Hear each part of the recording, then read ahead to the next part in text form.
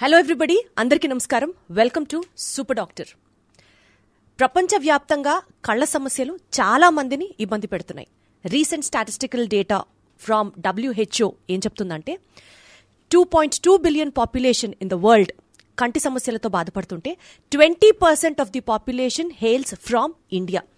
ఈ నేపథ్యంలో ఇంకొక రిపోర్ట్ ప్రకారం 2050 కల్లా ఇద్దరిలో ఒక్కళ్ళకి మయోపియాతో అంటే కళ్ళజోళ్లు వేసుకోవడం కామన్ అవుతుంది అన్నది ఒక అలార్మింగ్ డేటా. సినిమా రంగంలో అయితే కళా తపస్విని డాక్టర్ కె విశ్వనాథ్ గారిని మనం చెప్తూ ఉంటాం.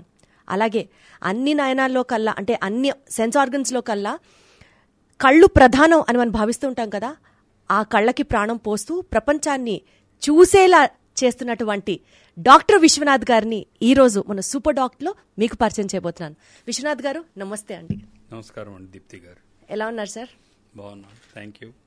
Wonderful sir. బాగున్నారా? చక్కగా ఉన్నాను సార్, చాలా చాలా చాలా బాగున్నాను. Thank you sir. కడప నుంచి మీ యొక్క బేసిక్ ఎడ్యుకేషన్ అంటే ఒక మిడిల్ క్లాస్ ఫ్యామిలీ నుంచి ఉన్నతమైన చదువు, చాలా డిగ్రీలు ఉన్నాయి. మీ ప్రొఫైల్ చూస్తే నాకు తెలిసిన పాయింట్. ఇన్ఫ్యాక్ట్ ఇంత గొప్ప వ్యక్తిని ఈరోజు నేను ఇంటర్వ్యూ చేయడం నిజంగా నాకు అదృష్టంలా భావిస్తున్నాను. Thank you so much for giving me this opportunity. I have to tell you, ఒక హంబల్ బిగినింగ్ నుంచి ఈ స్థాయికి రీచ్ అవ్వడానికి what was the inspiration sir మీకు? అంటే నేను మెడిసిన్ చేయాలి, నేను ఒక డాక్టర్ అవ్వాలి, ఒక ఆఫ్థమాలజిస్ట్ అవ్వాలి అన్నది మీకున్న ఆ ఇన్స్పిరేషనల్ ఫ్యాక్టర్ ఏంటి సార్? చైల్డ్హుడ్ బేసికలీ మనం చూసుకుంటే హై స్కూల్ ఎడ్యుకేషన్, ఎలిమెంటరీ స్కూల్స్లో మనకేమీ పెద్ద ఇవి ఉండవు, ఆలోచనలు, ఆశలు. హై స్కూల్ చదివేటప్పుడు కూడా ఫస్ట్ ఫ్యూ క్లాసెస్లో 9th 10th వరకు కూడా మనకి ఏమి ఉండవు ఆలోచన. నిజం చెప్పాలంటే మా కాలంలో నేను ఇప్పుడు 75 సంవత్సరాలు. అసలు మీరు అలా ఫస్ట్ కనిపించారు సార్. 75 అంటే ఆశ్చర్యంగా ఉంది. సో మేము చదువుకునే రోజుల్లో అసలు ఏమీ లేవు. This is no media, only All India Radio. అది కూడా మేము ఇది చాలా అరుదుగా అంటే మా ఊర్లో కడపలో స్టార్ట్ అవడం చాలా ఆలస్యంగా మొదలైంది. హైదరాబాద్ ఒకటి ఉండేది, ఆకాశవాణి వివిధ భారతి స్టార్ట్ అయింది. అప్పుడు జయమాల ప్రోగ్రాంలు అప్పుడప్పుడు వినేవాళ్ళం అప్పట్లోనే.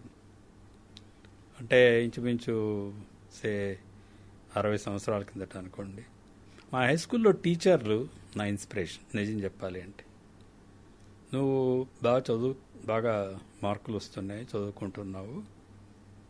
మాకు ఒక డ్రాయింగ్ మాస్టర్ ఉండేవారు, వాట్కిన్స్ అని ఆయన పేరు. Very very efficient. ఆయన డ్రాయింగ్ ఎలా ఉందంటే, మా హై స్కూల్లో నేను చదువుకున్నది శ్రీ రామకృష్ణ హై స్కూల్ అంటారు, కడపలో అప్పట్లో చాలా వెరీ పాపులర్ స్కూల్ అది. సో హై స్కూల్లో చదువుకున్నప్పుడు మాకు మా సీనియర్స్ కొంతమంది ముందుగా పాస్ అయిపోయిన వాళ్ళు ఉంటారు కదా, వాళ్ళందరూ 12th మాది మీకు తెలుసో తెలియదు, ఆ రోజుల్లో 12th క్లాసెస్ ఉండేది, హయ్యర్ సెకండరీ మల్టీపర్పస్ కోర్స్. మా పెద్దవాళ్ళు చెప్తూ ఉంటే వినేదాన్ని. అంటే 12 సంవత్సరాలు స్కూల్లోనే చదువుకుంటాం. 12వ సంవత్సరంలో పాస్ అయిందే ఫైనల్. అంటే మీ రోజుల్లో ఇంటర్మీడియట్ లాగా అనుకోండి. 7th ఉండదు, 10th ఉండదు, సుఖంగా 12th తర్వాతే బయటకు రావాలి. 12th బయటికి రావాలి. అప్పట్లో వచ్చే మార్క్స్ని బట్టే మనకు ఫ్యూచర్ మనం ప్లాన్ చేసుకోవాలి. బేసికలీ అసలు మిడిల్ క్లాసుల్లో ఉంటే ఫ్యూచర్ ప్లానింగ్లు ఏముండవు, అంతా ఆర్థికంతో కూడుకున్నదే, డబ్బులతో కూడుకున్నవే ఉంటాయి వాళ్ళకి. ఇంతవరకు చదివించాను ఇంకా చదివించలేననే వాళ్ళు చాలామంది ఉంటారు.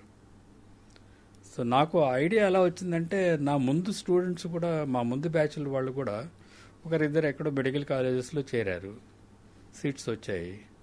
ఈయన వాట్కిన్స్ అన్నాడు, అరే నువ్వు బాగా చదువుతున్నావు, నువ్వు కార్డియాలజిస్ట్ కా అన్నాడు ఆయన నాకు. ఆ రోజుల్లో ఆయన ఇచ్చిన సలహా అది. నేనేమో అదేం పెద్దగా సీరియస్గా తీసుకోలేదు.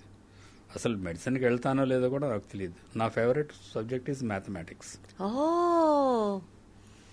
So I was always a topper in mathematics. So maths భయం ఉంటే సైన్స్ తీసుకున్నాం అన్న వాళ్ళని ఎక్కువ చూస్తూ ఉంటాం. ఉండేటివి ఆ రోజుల్లో. హైయర్ సెకండరీతో మ్యాథమెటిక్స్లో you can have a choice of composite or arithmetic. Okay. But otherwise it's mathematics and natural sciences and physical sciences, that is the group.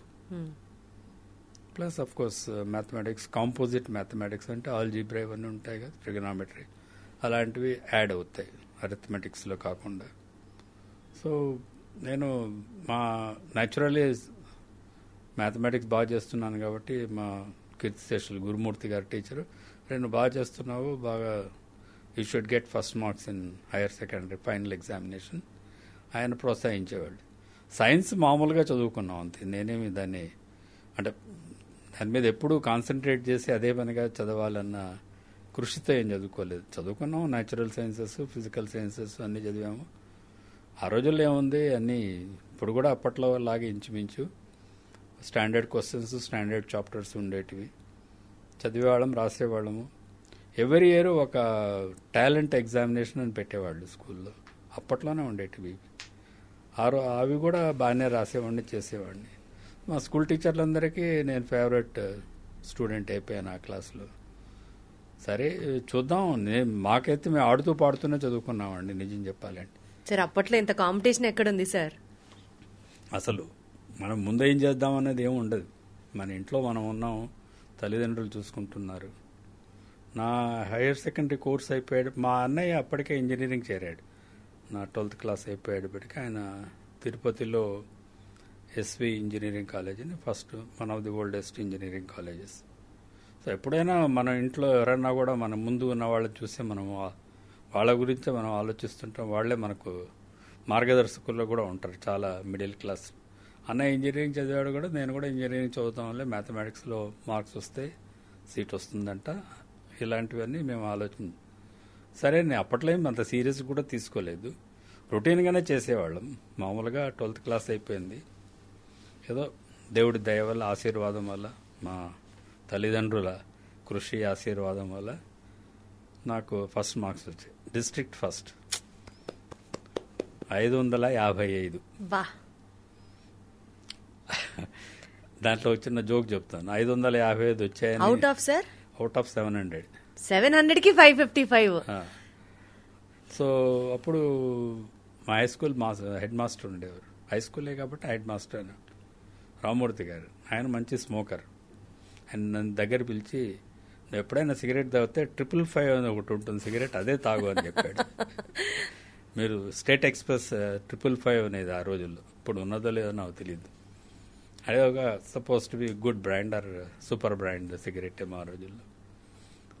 So అలాగే అయిపోయింది. డిస్ట్రిక్ట్ ఫస్ట్ అన్నారు, గోల్డ్ మెడల్ ఇచ్చారు, అన్నీ అయిపోయాయి. ఇంకా ప్రాసెస్ మొదలైంది కాలేజీకి వెళ్ళాలని చెప్పి.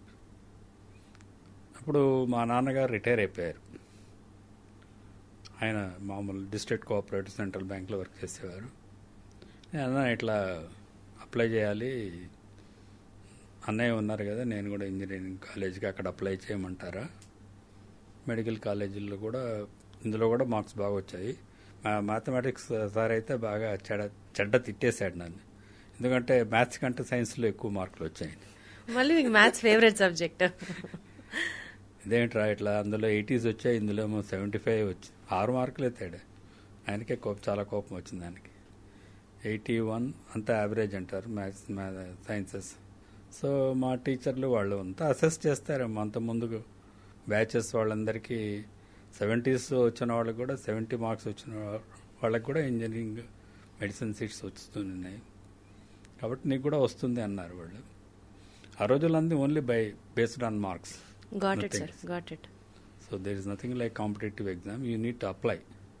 అప్పట్లో 4 గవర్నమెంట్ మెడికల్ కాలేజెస్ ఉండేవి, కర్నూలు, తిరుపతి. అదే సార్, ఇవాళ రోజు 600కి 595 వస్తే కూడా ఫస్ట్ ర్యాంక్ వస్తుందో లేదో డౌట్. అప్పుడు మీకు 700కి 555లో డిస్ట్రిక్ట్ ఫస్ట్ అంటే ఆలోచించండి కాంపిటీషన్ ఎట్లుందో.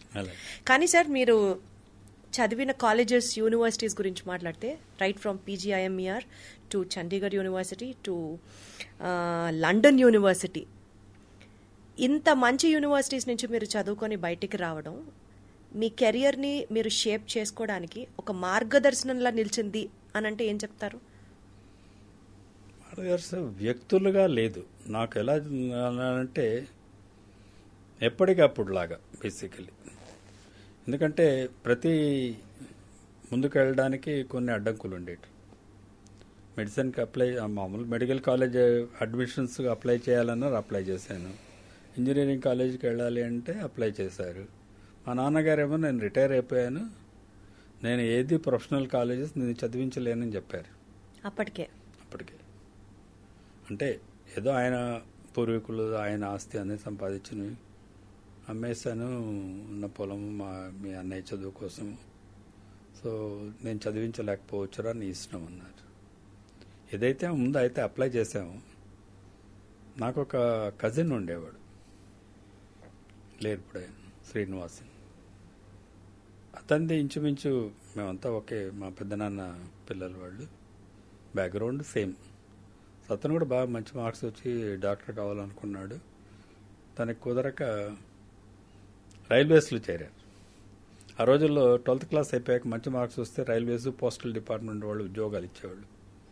వాడితో మామూలుగా ఏదో ఇలాగ ఊరికి వెళ్ళి మాట్లాడుతుంటే, నువ్వు కూడా అప్లై చేయరా, నీకు కూడా వచ్చేస్తుంది, నేను ఇప్పుడు అసిస్టెంట్ స్టేషన్ మాస్టర్ అయ్యాను, నువ్వు కూడా నీకు వచ్చిన మార్క్స్ రైల్వేస్లో ఖచ్చితంగా వస్తుంది ఉద్యోగం. అదొక ఐడియా ఉండింది మనసులో. సో మా నాన్నతో అన్నాను, ఇట్లా సీను అన్నాడు, మరి దానికి అప్లై చేయమంటే నాకేం తెలియదు, నువ్వే ఆలోచించుకో అన్నారు. సరే చూద్దాము, అడ్మిషన్లు వచ్చాక కదా. ఈ మెడికల్ కాలేజ్ అడ్మిషన్స్ ఆ 60 సంవత్సరాల నుంచి ఇవాళ వరకు నా ఉద్దేశంలో ఎప్పుడూ లేట్ అవుతాయి. మీరు గమనించారో లేదు? అవును సార్, అవును. ఆ సంవత్సరం వేస్ట్ అయిపోవాల్సిందే. ఆ సంవత్సరం కాదు కానీ మామూలుగా అందరూ మే జూన్లో అడ్మిషన్లు కాలేజీలు స్టార్ట్ అవ్వాలి. అక్టోబర్ నవంబర్ ఇవి ఎప్పుడు సెప్టెంబర్ అక్టోబర్ అవుతుంది. మాది కూడా సెప్టెంబర్ అడ్మిషన్. సో అందులో ఏం మార్పులు లేవు. ఎందుకు అవుతున్నాయో ఇలాగా నాకు కూడా తెలియదు, కానీ మొత్తానికి అలా ఉండేది. ఆర్థిక పరిస్థితులను బట్టి చదువులు, ఉద్యోగాలు ఆ రోజులు అంటే ప్రొఫెషనల్ స్టడీస్ ఆర్థికంగా బాగా ఉండేవారే చదువుకోగలిగేవారేమో అన్న ఒక అందరూ మధ్యతరగతి వాళ్ళందరికీ అదే. అంటే నేను ఈ క్వశ్చన్ ఎందుకు అడిగానంటే సార్, మా చిన్నప్పుడు FRCS లండన్ రిటర్న్ అనే డాక్టర్లు కూడా డిగ్రీ పక్కన కంట్రీ నేమ్తో పాటు పెట్టుకునే వాళ్ళు ఉన్నారు. ఇప్పటికీ కూడా ఆ డిగ్రీని ఆ దేశంలో చేశామని నేమ్ బోర్డ్స్ మీద వేయించుకునే వాళ్ళు ఉన్నారు. మీరు లండన్ యూనివర్సిటీ నుంచే చదువుకొని వచ్చారు కాబట్టి ఆ ఇంపాక్ట్ మీ మీద సైకలాజికల్గా, నేను అక్కడికి వెళ్ళి చదువుకున్నానని కానీ వచ్చే పేషెంట్స్ మిమ్మల్ని వాల్యూ చేసే విధానంలో కానీ, did you find that difference? I don't think so. Really sir? Absolutely. Oh, because I never, మీరు అంటున్నట్టు అలా అడ్వర్టైజ్ చేసుకోలేదు. ఫస్ట్ ఆఫ్ ఆల్ ఇవన్నీ ఆపర్చునిటీస్ వచ్చినప్పుడు నేను వాటిని సదవకాశంగా మార్చుకున్నాను, నిజం చెప్పాలి అంటే. సో కాలేజీలో చేరడం అనేది కూడా చాలా కష్టం మీద చేరాను. మెడికల్ కాలేజ్ ఇంజనీరింగ్ అడ్మిషన్ వచ్చేసింది, జూన్ కల్లా సీట్ వచ్చింది, వెళ్ళాలి. మా అన్నయ్య అన్నాడు, వద్దు చేరొద్దు, నువ్వు మెడికల్ కాలేజ్ అడ్మిషన్ అనౌన్స్ చేసేంత వరకు వెయిట్ చేయాలి. సరే వెయిట్ చేద్దాం అనుకున్నా. ఏదైనా కూడా చివరికి మా ఊర్లో ఉన్న గవర్నమెంట్ ఆర్ట్స్ కాలేజీలో ఖచ్చితంగా చేరవచ్చు, BSCయో BO ఇదే నాకు తెలిసింది. ఇది ఎలాగైనా అక్కడ అయితే రోజు వెళ్ళటం రావడం సులభం అని. సరే చెబుతున్నాను కదా, మాకెప్పుడు ఇట్లాగా ఇది చేయాలి ఇది చేయాలని మా రోజుల్లో లేవనుకుంటాను నా ఉద్దేశం. మరి నాకైతే మిగిలిన వాళ్ళ సంగతి తెలియదు, కానీ మా బ్యాచ్లో ఇద్దరికి అడ్మిషన్స్ వచ్చాయి మెడికల్ కాలేజ్. తను ముస్లింకి, అబ్బాయి ఇక్కడ గల్ఫ్లో ఉన్నాడు ఇప్పుడు. సో వచ్చాయి అడ్మిషన్స్. మా నాన్న, ఎట్లా వెళ్తావురా, చెప్పాను కదా ఆర్థికంగా మనము నిన్ను అక్కడ చదివించలేను. ఇందులో ఒక విషయం మీకు చెప్పాలి. విషయం, ప్రొఫెషనల్ కాలేజ్ ఎడ్యుకేషన్స్ ఎందుకు ఎక్స్పెన్సివ్? మీరు ఈ ప్రశ్న అడగవచ్చున్నాను. అంటే అక్కడ కూడా ఫ్రీ సీట్ ఉంది కదా సార్? ఫ్రీ సీటు ఉంది, పేమెంట్ సీటు ఉంది. అక్కడ ఆ రోజుల్లో అసలు ప్రైవేట్ మెడికల్ కాలేజెస్ లేవు. సో ఓన్లీ టాలెంట్ పరంగానే సీట్ రావాలి. ఎక్కడ ఖర్చు? అందరు ఇదే అనుకుంటారు. నేను చెబుతున్నాను చూడండి సీక్రెట్. గవర్నమెంట్ కాలేజెస్ లో ఫీజులు ఎక్కువగా లేవు. అవును, నేను కట్టింది 120 రూపాయలు, 120 రూపీస్ పర్ యానం ఫీజు. మరి ఎక్కడ ఖర్చు ఉంది? 5 సంవత్సరాలు చదివినా 6 సంవత్సరాలు చదివినా 1000 రూపాయల లోపే. బుక్స్ సార్, బుక్స్ ఎవరు చదువు కొనుక్కోరండి మెడికల్ కాలేజీల్లో, చాలా ఎక్స్పెన్సివ్. లైబ్రరీలో ఉంటాయి. బాగా రిచ్ ఉన్న వాళ్ళు ఎవరన్నా కొనుక్కుంటారేమో కానీ నేను ఒక పుస్తకం కొనుక్కున్నాను 6 సంవత్సరాలు. అసలు పుస్తకమే కొనుక్కోలేదు, లైబ్రరీలో కూర్చొని చదువుకునేవాళ్ళు. సో అంటే నీది ఇంపార్టెంట్ డెవలప్మెంట్ చెబుతున్నాను. నాకు అడ్మిషన్ నేను చేయలేనని చెప్పేశారు మా నాన్నగారు. నీ ఇష్టం, నువ్వు ఆలోచన చేసుకో, ఇక్కడే చేరు, బీఎస్సీ బిఏ ఏదో ఒకటి వస్తుంది చేరు అన్నారు. అప్పుడు మా మేనమామ గారు ఉండేవారు. ఆయన ఒక ప్రైవేట్ కంపెనీలో వర్క్ చేసేవారు. ఆయన వండుకొని నాకు ఒక ఫిలాంథ్రఫర్ తెలిసిన ఆయన ఉన్నారు, ఆయన కలుద్దాము, వెళ్దాము అని చెప్పారు. రామచంద్రారెడ్డి గారని ఒక ఆయన పెద్ద మనిషి ఉండేవారు. వెళ్ళి కలుద్దాం రా ఒకసారి, అడుగుదాము, ఆయన సహాయం చేస్తారు.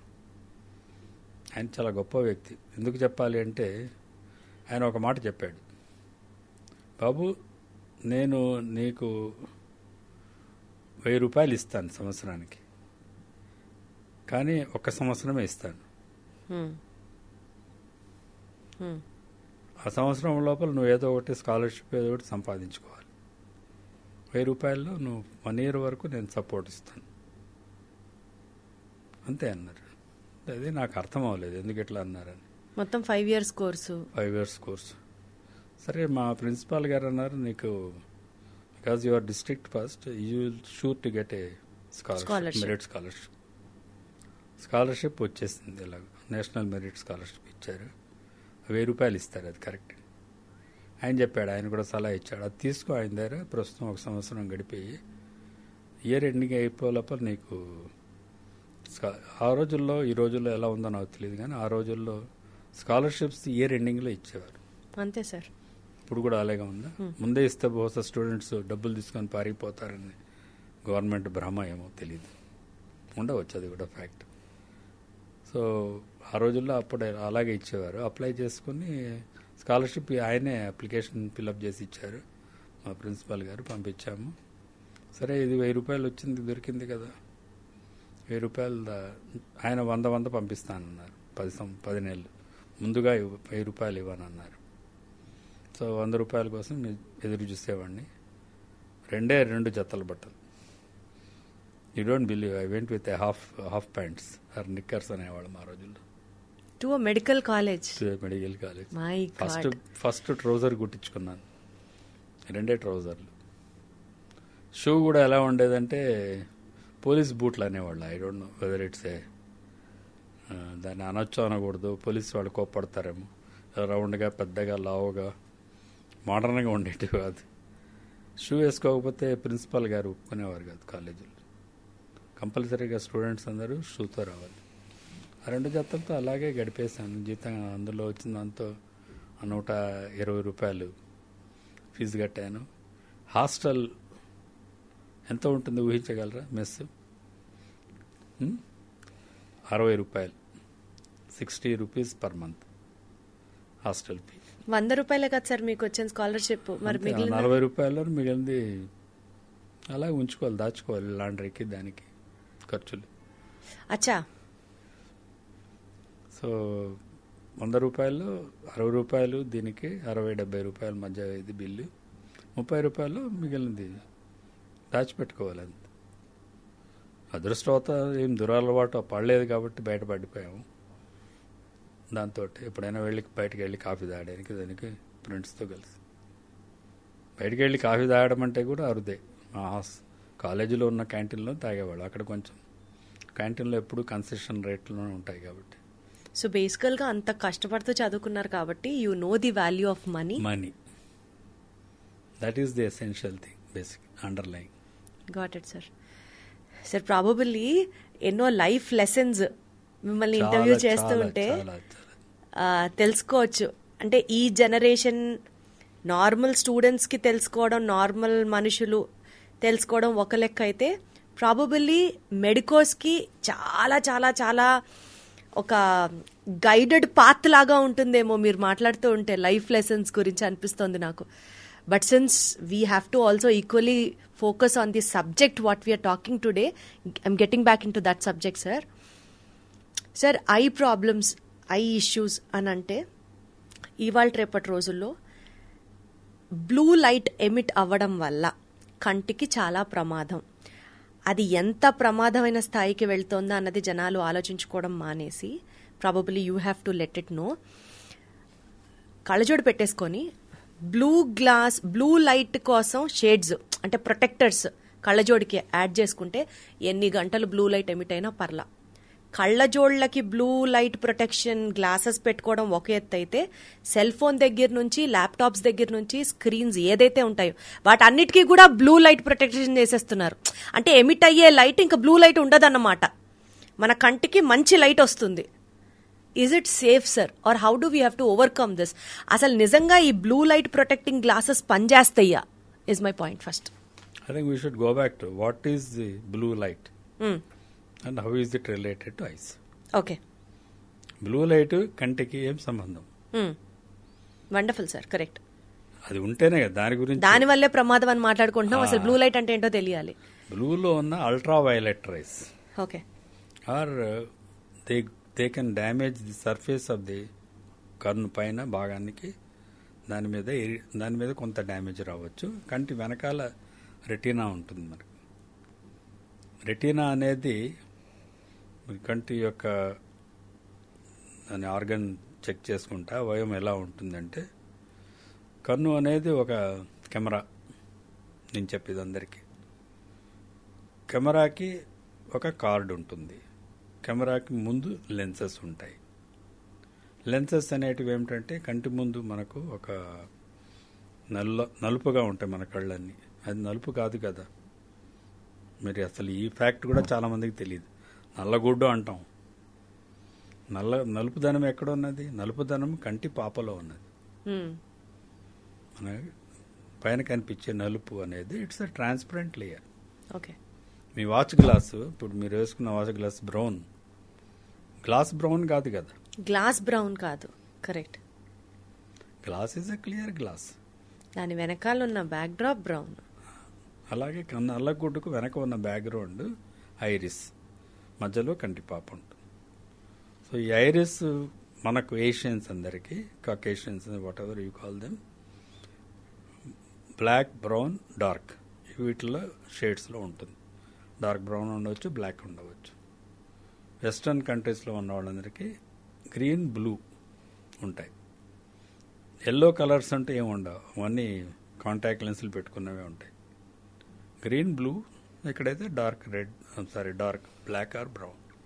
ఈ కలర్స్ మన ఐరిస్ కలర్స్. మనకు పిగ్మెంట్ ఎక్కువ శరీరంలో.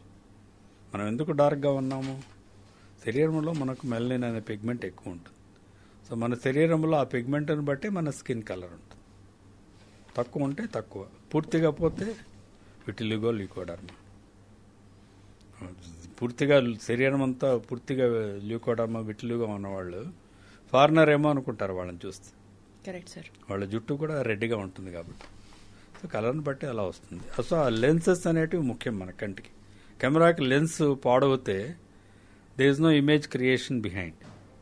అది డిజిటల్దైనా కానివ్వండి, వాట్ ఎవర్ రెగ్యులర్ ఫిల్మ్స్ అయినా కానివ్వండి, పోలరాయిడ్ కానివ్వండి, దాని మీద పడే ఇమేజ్ మన ముందు ఉన్న కన్ను కార్నియా లోపల ఒక లెన్స్, క్రిస్టలైన్ లెన్స్ ఉంటుంది.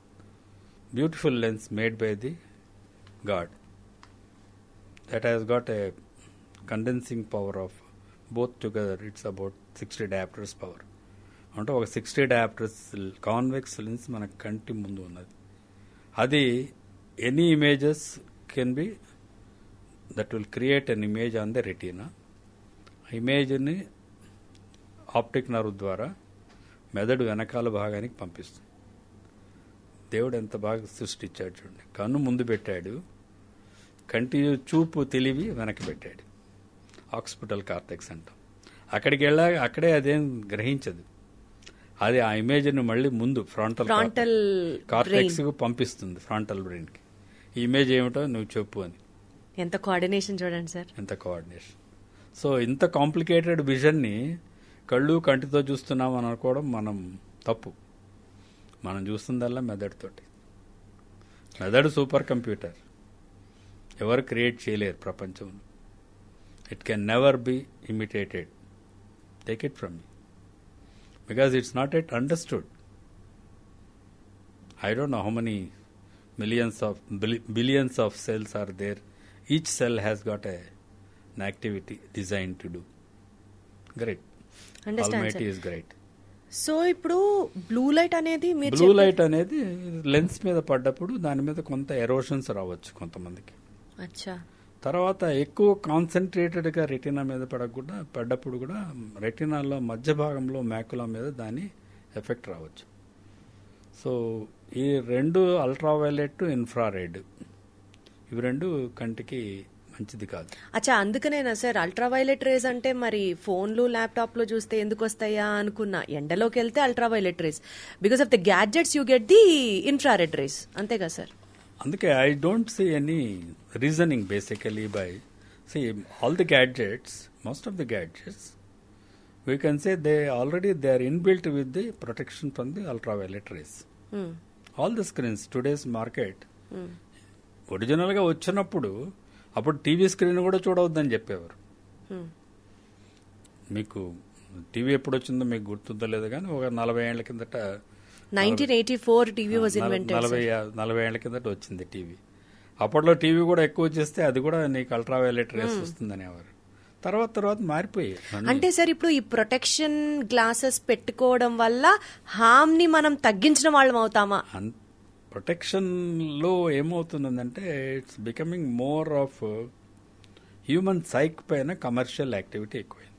ఓకే, అంటే రీసెర్చ్ పరంగా ultraviolet, infrared rays are not good for the eyes if they are exposed to a very large extent.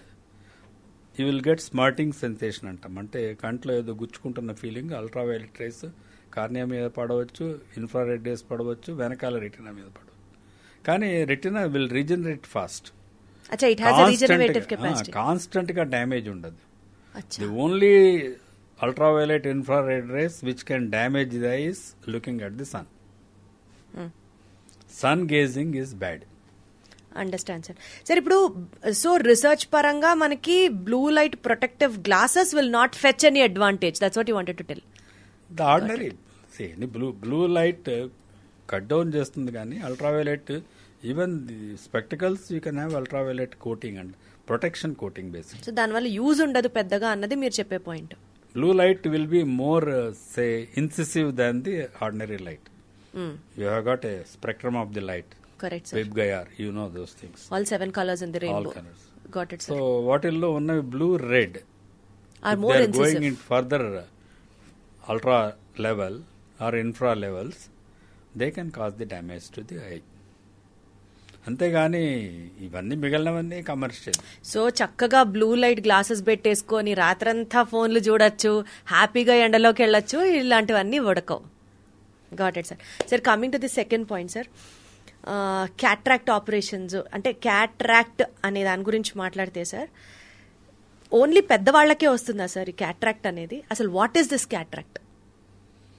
మీకు ఇందాకే లెన్స్ చెప్పానా, 2 లెన్సెస్ ఉన్నాయి కంటి ముందు భాగం ఉన్నది convex lens, simple convex, or you can say plane, convex, simple convex. One is other is by convex.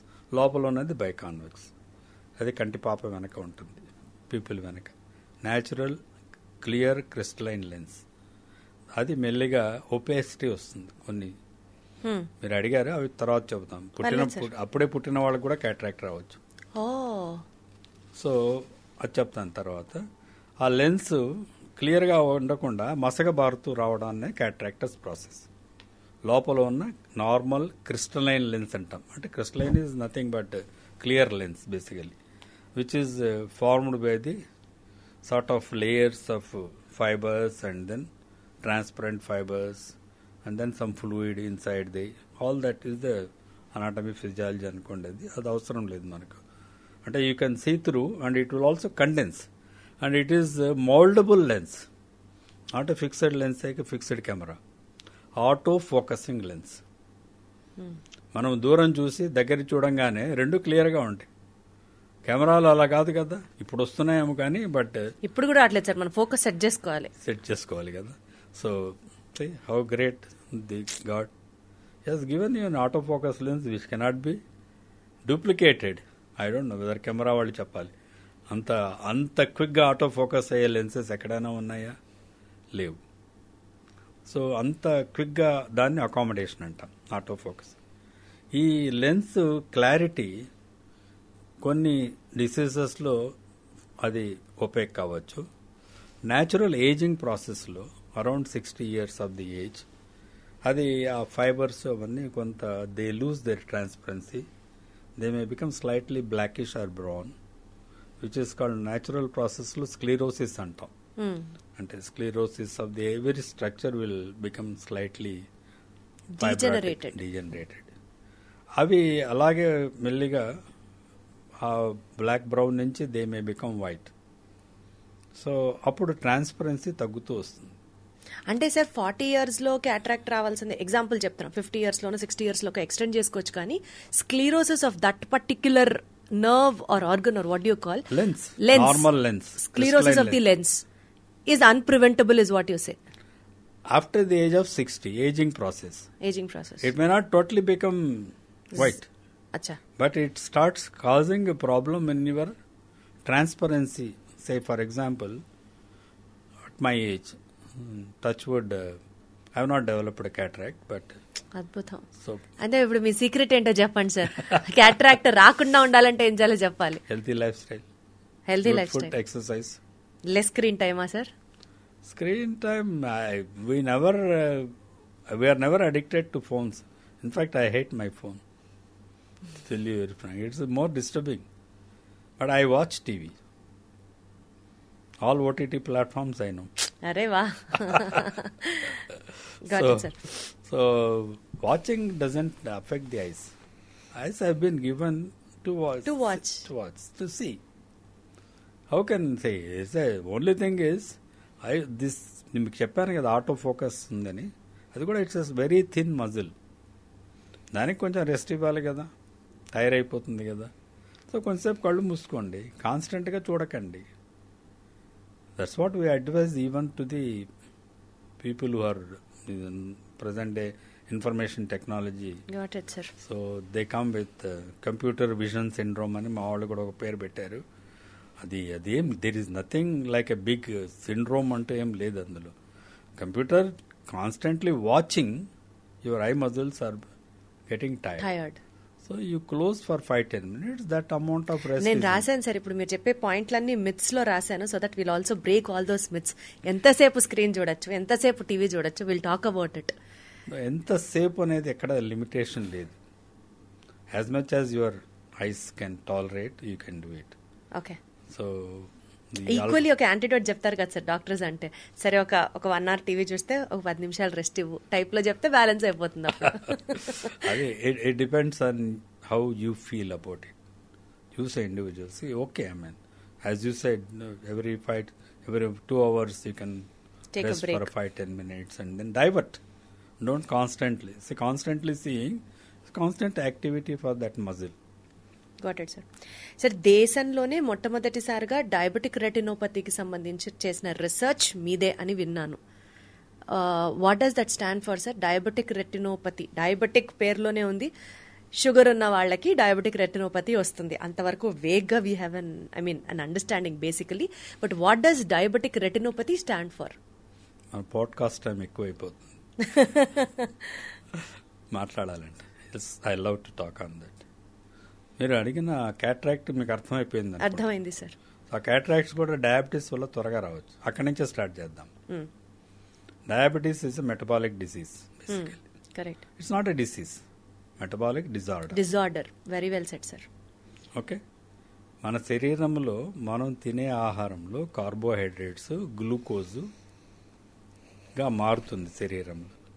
Glucose మన శరీరానికి అవసరం, ఎనర్జీ ఇవ్వాలి. Every cell requires glucose.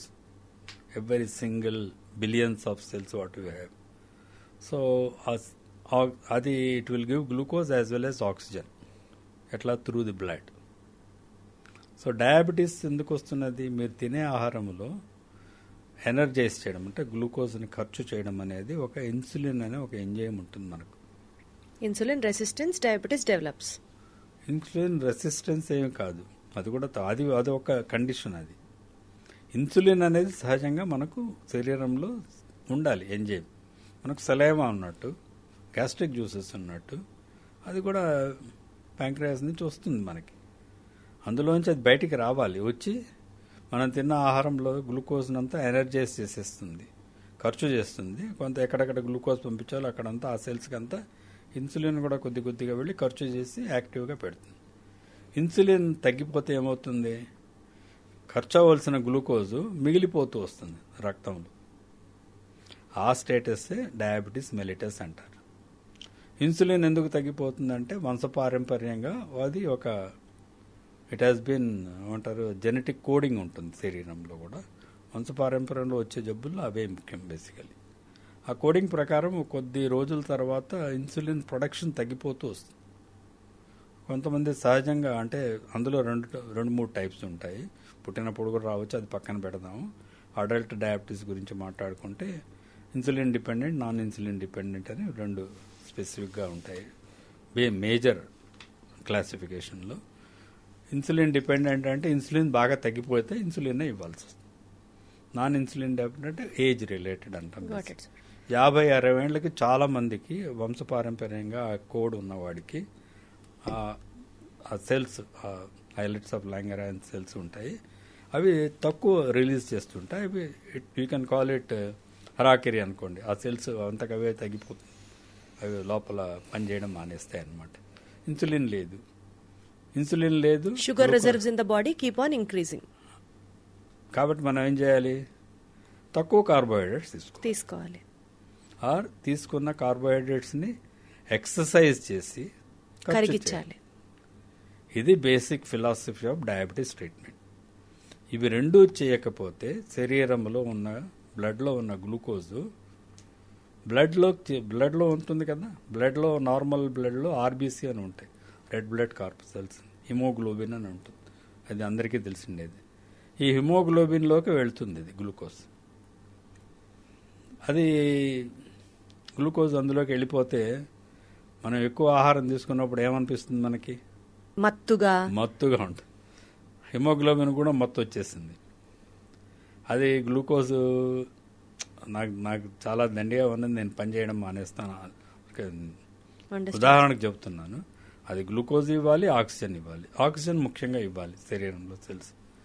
Oxygen carrying capacity అంటాం హిమోగ్లోబిన్, అది తగ్గిపోతుంది. దాంట్లోకి గ్లూకోజ్ చేరుతుంది దాన్ని, కాబట్టి అది గ్లైకేషన్ ప్రాసెస్ అంటాం. అది కాదు, దాన్ని ముఖ్యంగా glycated haemoglobin, got it sir, HbA1c అని ఉంటుంది. అది ఎస్టిమేట్స్ చేసుకుంటూ ఉండాలి. For every 3 months you get the HbA1c rate. That's a customary. అందరూ ఎప్పుడో అప్పుడు చేసుకోవచ్చు. డయాబెటీస్ ఫ్యామిలీ హిస్టరీ ఉన్నవాళ్ళు ఫ్రీక్వెంట్గా అట్లీస్ట్ 1 in 6 months చేసుకుంటూ ఉంటే మనకు ఐడియా ఉంటుంది. మీరు ఎప్పుడైనా రిపోర్ట్ చూస్తే అందులో 5, 5.5, 6 ఇలా వస్తారు. 5 ఉంటే మీకు డయాబెటీస్ వచ్చే సూచనలు లేవు. 5.5 ఉంటే రావచ్చు. 6 ఉంటే డయాబెటీస్ ఉన్నదే ఆల్రెడీ. 8 అంటే అన్కంట్రోలబుల్. 7 లోపల ఉంటే జీవితాంతం సుఖంగా ఉంటారు. HbA1c అనే మార్కర్ని 7%, అది పర్సంటేజ్, అంటే ఎంత పర్సంటేజ్ హిమోగ్లోబిన్ గ్లైకేట్ అయింది అని ఒక లెక్క అన్నమాట. ఇది పెట్టుకుంటే శరీరంలో డయాబెటీస్ రిలేటెడ్ కాంప్లికేషన్స్ అన్నీ పోతాయి. మన శరీరంలో బాగా సెన్సిటివ్ ఆర్గన్స్ వచ్చేసి retina and brain and kidneys. ఈ 3 ఎసెన్షియల్ ఆర్గానిజమ్స్. సో ఈ ఆర్గన్స్లో ఈ ఆక్సిజన్ సప్లై తగ్గిపోయే కొద్దీ అవి they start protecting themselves. So oxygen carrying capacity తగ్గిపోయినప్పుడు ఆక్సిజన్ హిమోగ్లోబిన్ ఇస్తారు. మీరే అన్నారు కదా మత్తుగా ఉంటుందని. బ్లడ్ ఫ్లో కూడా అందులో అంటే we call it hyper viscosity అంటాం. సాంద్రత ఎక్కువైపోతుంది. రక్త ప్రసరణ మెల్లిగా ఉంటుంది. రక్తనాళాలు మూసుకుపోతుంటాయి. ఇవి చిన్నవి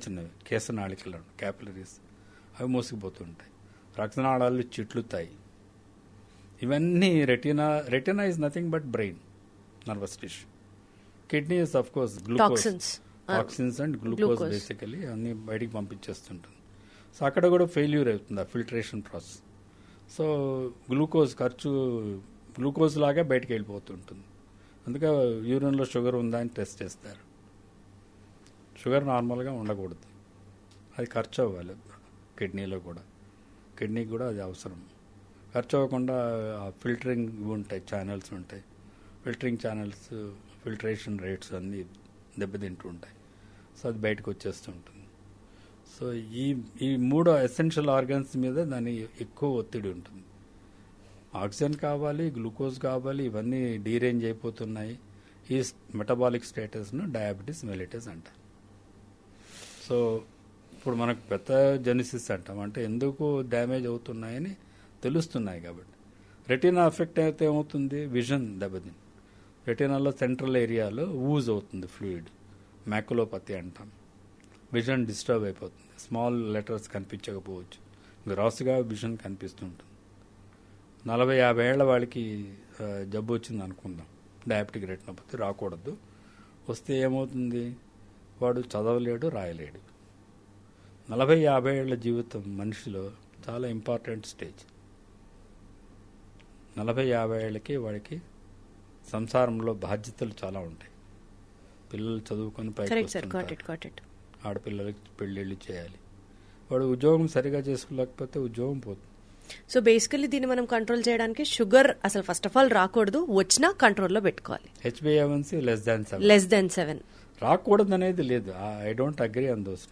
రాకూడదని మీరు నేను అనలేం. Your body is coded genetically to develop. Delay చేయవచ్చు, ఆన్సర్ డిలే చేయొచ్చు. Okay sir, that is important. Got it sir. Sir బేసికల్గా డయాబెటిక్ రెటినోపతి మాట్లాడడం, రెటినోపతి వచ్చింది కాబట్టి my next question, retinopathy of prematurity, ROP, చిన్నపిల్లల్లో వచ్చే కంటి సమస్యలలో ఇది చాలా ప్రధానమైనది and also very dangerous. So what is this ROP అని కానీ వైద్యులు యాజ్ వెల్ యాజ్ పేరెంట్స్ ఎలాంటి జాగ్రత్తలు తీసుకోవాలి, నేర్పించాలి అని అంటే ఏం చెప్తారు? To start with, what is ROP, retinopathy of prematurity అంటే ఏంటి? ప్రీమెచ్యూరిటీ అంటే మీకేం అర్థమైంది? Prematurity in the sense, mature complete గా అవ్వలేదు, the organ is not matured enough to function at its peak. Prematurity of a child అంటే ఏమిటి అర్థం? మేబీ బ్రెయిన్ సరిగ్గా, కరెక్ట్ సార్, బ్రెయిన్ సరి, ఐ మీన్ మీరు ఎప్పుడైనా as a lady you should understand that basic. Growth సరిగ్గా జరగట్లేదు, timely markers reach అవ్వట్లేదు, ప్రీమెచ్యూరిటీ. అది కూడా కాదు. మన బేబీ డెవలప్మెంట్లో ఎన్ని నెలలకు బేబీ డెవలప్ అయ్యి డెలివరీ అవుతుంది? 9 months కంప్లీట్ అవ్వాలి. 9 months కంప్లీట్ అవ్వాలంటే somewhere 10th month. 9th month తర్వాత కొద్ది రోజుల్లో డెలివరీ అవుతుంది సహజంగా కదా. అంతే సార్. అంటే అప్పటికి కంప్లీట్ డెవలప్మెంట్ పూర్తిగా డెవలప్ అయింది అని అర్థం. Prematurity is for that development. So ఇప్పుడు ఏమవుతుంది, 9 నెలల తర్వాత పుడితే శిశువు ఆరోగ్యంగా పెరిగింది, డెలివరీ బయటికి రావడానికి ప్రోగ్రామ్ అయింది, బయటికి వస్తుంది delivery, normal delivery, whatever delivery. You will delivery కష్టం అవుతే సిజేరియన్ చేయడం, ఇవన్నీ ఇంకా it's a hornet's nest. I don't want to discuss. Natural delivery is the best. This is my advice to all women. Don't go in for caesarean. Is ఏమంటారు, చిట్కా వైద్యం, అది చేసుకోకూడదు. Natural delivery is natural. దేవుడు natural డెలివరీయే పెట్టాడు, caesarean అని ఎప్పుడు ఇవ్వలేదు ఎవరికి. మనం క్రియేట్ చేసాం దాన్ని, షార్ట్ కట్. సో ఆ ప్రిమెచ్యూరిటీ డెలివరీ కూడా జరగవచ్చు. ఆ ప్రిమెచ్యూరిటీ ఎప్పుడు మేమంటామంటే 7 నెలలకే డెలివరీ అయిపోతుంది. 280 రోజులు కంటే తక్కువ టైంలో డెలివరీ అవ్వడానికి ఏదో ప్రాబ్లం వచ్చి డెలివరీ అవుతే child is not ready to survive in the world. అంతే, బయటకు వచ్చి తనంతట తను ఊపిరి పీల్చుకొని పెరగాలి. అది జరగదు అది. సో అది ప్లస్ బర్త్ వెయిట్ తక్కువ ఉంటుంది. శరీరంలో మనకు నార్మల్గా కనీసం ఒక 3 కిలోల వెయిట్, 2.5 to 3 కిలోస్. ఇండియన్స్లో తక్కువే ఉంటుంది వెయిట్. మినిమం 3 కిలోల వెయిట్తో చైల్డ్ ఉంటే హెల్దీ చైల్డ్ అంటాం. సో 2.5 గ్రామ్స్ కంటే 2.5 కిలోస్ కంటే తక్కువ ఉన్నది 2500 గ్రామ్స్ అనుకుందాం. తక్కువ ఉన్నది అంటే ఆ శిశువుకి బయట వచ్చి సర్వైవ్ ఇది శక్తి తక్కువగా ఉంటుంది అని అర్థం. సో ప్రిమెచ్యూర్ చైల్డ్ని ఏం చేస్తారు మీరు కూడా గమనించారు, ఇంక్యుబేటర్లో పెడతారు, ఇంక్యుబేటర్లో పెడతారు, ప్రొటెక్ట్ చేస్తారు, కొంత డెవలప్ కావాలి, బయట నుంచి సపోర్ట్ ఇస్తారు. తల్లిపాలే ఇవ్వాలి, వేరే ఏం పాలు ఇవ్వకూడదు. తల్లిపాలలో ఉన్నది చాలా మంచి శ్రేష్టమైంది. ఫస్ట్ డెలివరీ అయిన రోజు నుంచి మీకు తల్లులకి పాలు వస్తాయి. కొలెస్ట్రాల్ అది చాలా ఎసెన్షియల్. దాంట్లో ఉన్నంత యాంటీబాడీస్ శరీరంలో ఇంకెవరు ఇవ్వలేరు. ఏ మిల్క్ పౌడర్ ఇవ్వలేదు, అది ఇచ్చి తీరాలి. ఈ రోజుల్లో మీకు తెలుసది లేదు, తల్లిపాల బ్యాంక్స్ కూడా వచ్చాయి. అవును సార్, వింటున్నాం. కరెక్ట్. ఓకే, అవి ప్రిమిటివ్ చిల్డ్రన్కి ఇచ్చారంటే వాళ్ళకి రెసిస్టెన్స్ పెరుగుతుంది, శక్తి వస్తుంది, వాళ్ళంతట వాళ్ళు ఉండగలుగుతారు. సో ఆ స్టేజ్లో ఉన్న వాళ్ళలో రెటీనాలో కూడా కొన్ని మార్పులు వస్తాయి. ఈ మార్పులు ఎవరు చూస్తారు? అసలు ఎలా తెలుస్తుంది సార్ ఆ స్టేజ్ లో వచ్చిన మార్పుల్ని? కనీసం ఆ బేబీ చెప్పడం ఇంపాసిబుల్, తల్లి తండ్రి గుర్తించడం కూడా ప్రాబబుల్ ఇంపాసిబుల్. ఇంక్యుబేటర్ లో బేబీని పెడితే పీడియాట్రిషియన్ కూడా ఇంపార్టెంట్ తెలియదు, గైనకాలజిస్ట్ కు తెలియదు. ఎలా కదా? Absolutely sir, correct. ఎవరు చూస్తారు? వాళ్ళ కళ్ళు బయట చూస్తారు కానీ రెటీనా చూస్తారా? కాబట్టి ఇది వాళ్ళకి తెలియాలి. ఈ రెటీనా కూడా సరిగా డెవలప్ అయి ఉండదు. దాన్ని రెటినోపతి ఆఫ్ ప్రిమెచ్యూరిటీ అంటారు. మన ఇలా కళ్ళు ఇలా ఉంటే ఈ మధ్య పోస్టీరియర్ పోల్ అంటాం. ఈ సెంట్రల్ ఏరియా కొంత డెవలప్ అయింది, పెరిఫరీ అంతా ఇంకా డెవలప్ కాలే. అది 36 వీక్స్ తర్వాతే డెవలప్ అవుతుంది. పుట్టిన తర్వాత కూడా అందరికి కూడా కొంత డెవలప్ అవుతూ వస్తుంది పెరిఫెరియల్ రెటీనా. ఈ భాగానికి అంతా ఆక్సిజన్ వెళ్ళాలి. ఇది డెవలప్ అవ్వలేదు, బ్లడ్ వెజల్స్ అక్కడ ఆక్సిజన్ ఇవ్వటం లేదు, బయటకు వచ్చేసింది బిడ్డ. ఆ రెటీనాకి ఆక్సిజన్ కావాలి. అప్పుడు ఏం చేస్తారు? శరీరం ఏం చేస్తుంది? మీకు ఒక చిన్న ఇది చెప్తాను. మీకు ఎక్కడైనా చిన్న దెబ్బ తగిలింది అనుకోండి, చిన్న స్క్రాచ్, ఏమవుతుంది తర్వాత గమనించారా? బాడీ హీల్ అవడం స్టార్ట్ అవుతుంది. హీలింగ్ ఎలా అవుతుంది? చెక్కు కడుతుంది. అవును, ఎలా అవుతుంది అది ఎప్పుడైనా ఆలోచించారా? అంటే ఫస్ట్ రక్త ప్రసరణ రావాలి దానికి.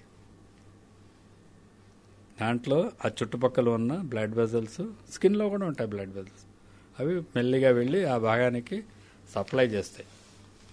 అది దెబ్బ తగిలిన డెప్త్ని బట్టి స్కార్ వస్తుంది. చిన్నది అవుతే స్కార్ లేకుండా హీల్ అయిపోతుంది, నార్మల్ స్కిన్ అవుతుంది, పైన చర్మం మీద గీచుకుంటుంది. అది ఎక్కడి నుంచి వస్తుంది? ఆ రక్తం సప్లై చేస్తున్నది. ఎక్కడవి? ఇప్పుడు ఈ వేలుకు నాకు రక్తం రావట్లేదు అనుకుంటే ఈ పక్క నుంచి వేలు నుంచి ఈ రక్తం దేనికి వస్తుంది? భగవంతుడు అద్భుత సృష్టి, ఆయన అట్లా ఇచ్చాడు డెవలప్మెంట్, అట్లా ప్రొటెక్షన్స్ ఇచ్చాడు బాడీకి. సో రెటీనాలో కూడా ఏమవుతుంది? రక్తం ఒక ఎగ్జాంపుల్, ఒక 10 రక్తనాళాలు 30 రక్తనాళాల్లో 10 రక్తనాళాలే పెరిగి ఉన్నాయి. 20 రక్తనాళాలు పెంచాలి కదా, దానికి రెటీనాకంతా ఆక్సిజన్ సప్లై చేయాలి కదా. కొత్తగా బ్లడ్ వెజల్స్ పెరుగుతాయి, ఇక్కడ కూడా పెరుగుతుంటాయి. ఇవి పెరిగి అవి మూసుకుపోతాయి, తర్వాత పర్పస్ అయిపోతాయి. రెటీనాలో కూడా బ్లడ్ వెజల్స్ పెరుగుతాయి. అవి ఏమిటి? క్యాపిలరీస్. మన వెంట్రుక కంటే సన్నగా ఉంటాయి, కేశనాళికలు అంటారు తెలుగు పదం క్యాపిలరీస్కి. మీరు ఎప్పుడైనా ఫిజిక్స్ కెమిస్ట్రీలో ఎక్స్పెరిమెంట్ చేసి ఉంటారు కదా, క్యాపిలరీ ట్యూబ్. అదేమవుతుంది? పట్టుకుంటేనే విరిగిపోతుంది. ఫస్ట్ దాన్ని జాగ్రత్తగా పట్టుకోమంటారు, టీచర్ తిడుతుంటాడు, ఎన్ని విరగొడతావరా క్యాపిలరీ ట్యూబ్స్ అంటాడు. చాలా సున్నితంగా ఉంటాయి. అంత సున్నితంగా ఉన్నది బ్రిటిల్, విరిగిపోయావు. కంట్లో కూడా రెటీనాలో ఉన్న క్యాపిలరీస్ కూడా brittle, they will bleed.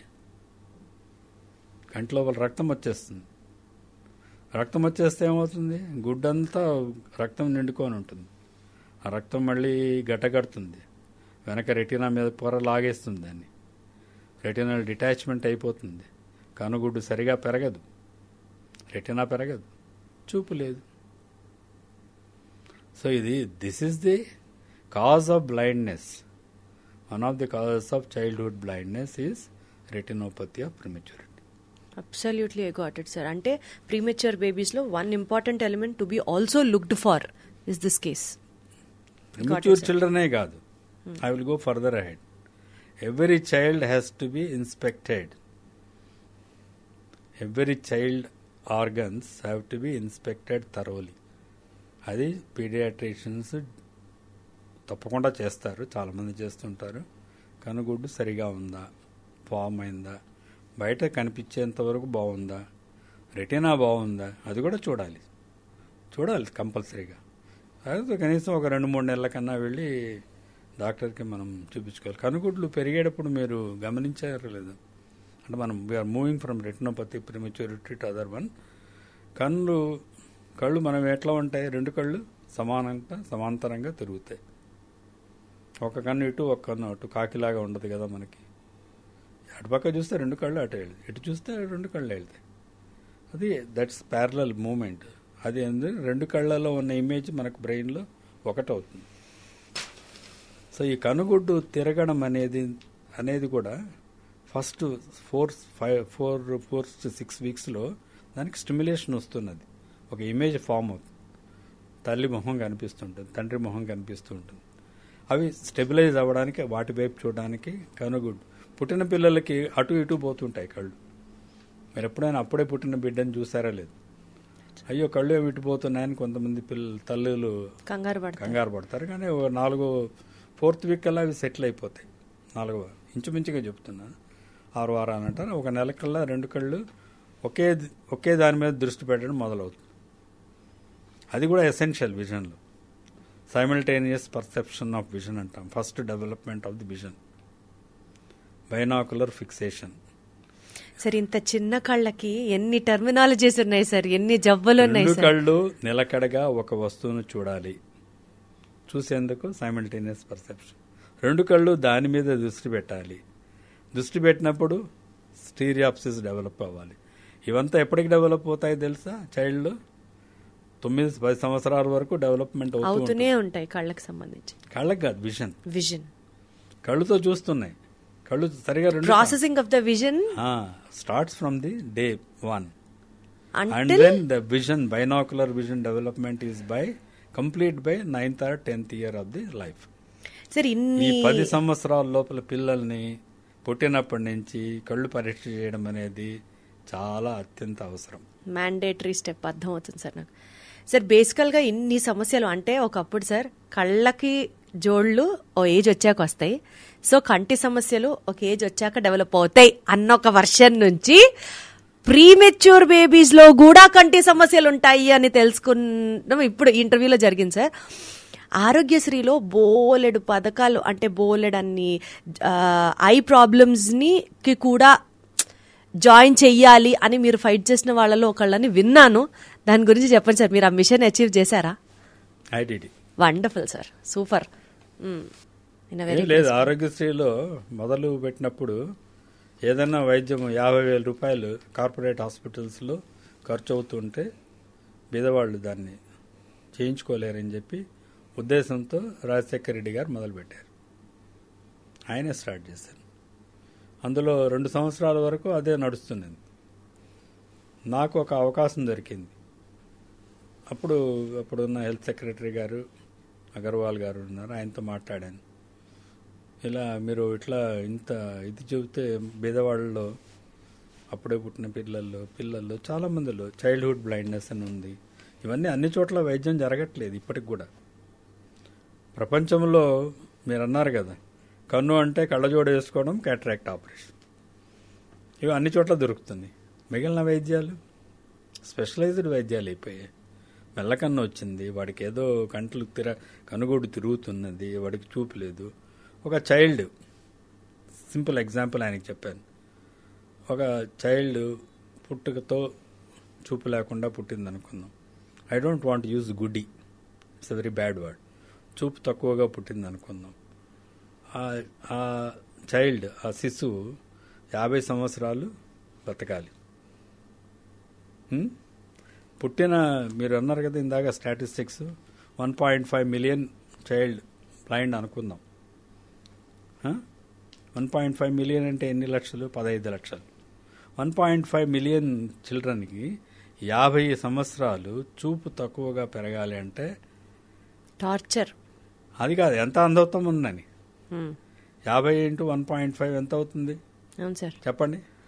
50 into 5 75, 7.5 50 years బతికెత్తే child. 75 million blind years they have to live. That is you have to look at that blindness. ఎంత భారం అది? చైల్డ్కి భారం, ఫ్యామిలీకి భారం, సంఘానికి భారం, ప్రభుత్వానికి భారం. ఇదే చెప్పాను. సో అట్లాంటివి ముందు గుర్తుపట్టాలి, వాటికి వైద్యం చేయాలి చేస్తారంటే బాగా చెప్పావు. I will give one chance for you to present this matter when there is a review meeting. You come and then present. I maintain present. Me vision వల్ల అంతమందికి ఆరోగ్యశ్రీలో ఆ ట్రీట్మెంట్ చేయించుకొని విజన్ వచ్చేలా చేయగలుగుతున్నారు. అట్లీస్ట్ చేశారు. You are successful that way. జబ్బులు ఉన్నాయి, రెటినా జబ్బులు ఉన్నాయి, గ్లకోమా ఉన్నది. వాటన్నిటికీ అందరికీ అందుబాటులో లేదు. సో డాక్టర్ సిద్ధవతం సిద్ధరామయ్య గారు కానీ, డాక్టర్ డిటి నాయక్ గారు కానీ మీకు ఎలా పరిచయం అండి? సిద్ధవతం సీతారామయ్య గారు మా బావగారు, మా అక్కయ్య. DT Nayak is my guardian angel. Guardian angel, such a beautiful word, sir. Guardian angel. I had lot of difficulties in the first 2 years in the college. So ఇక్కడ పీజీ చేసేటప్పుడా? అండర్ అయ్యేటప్పుడే.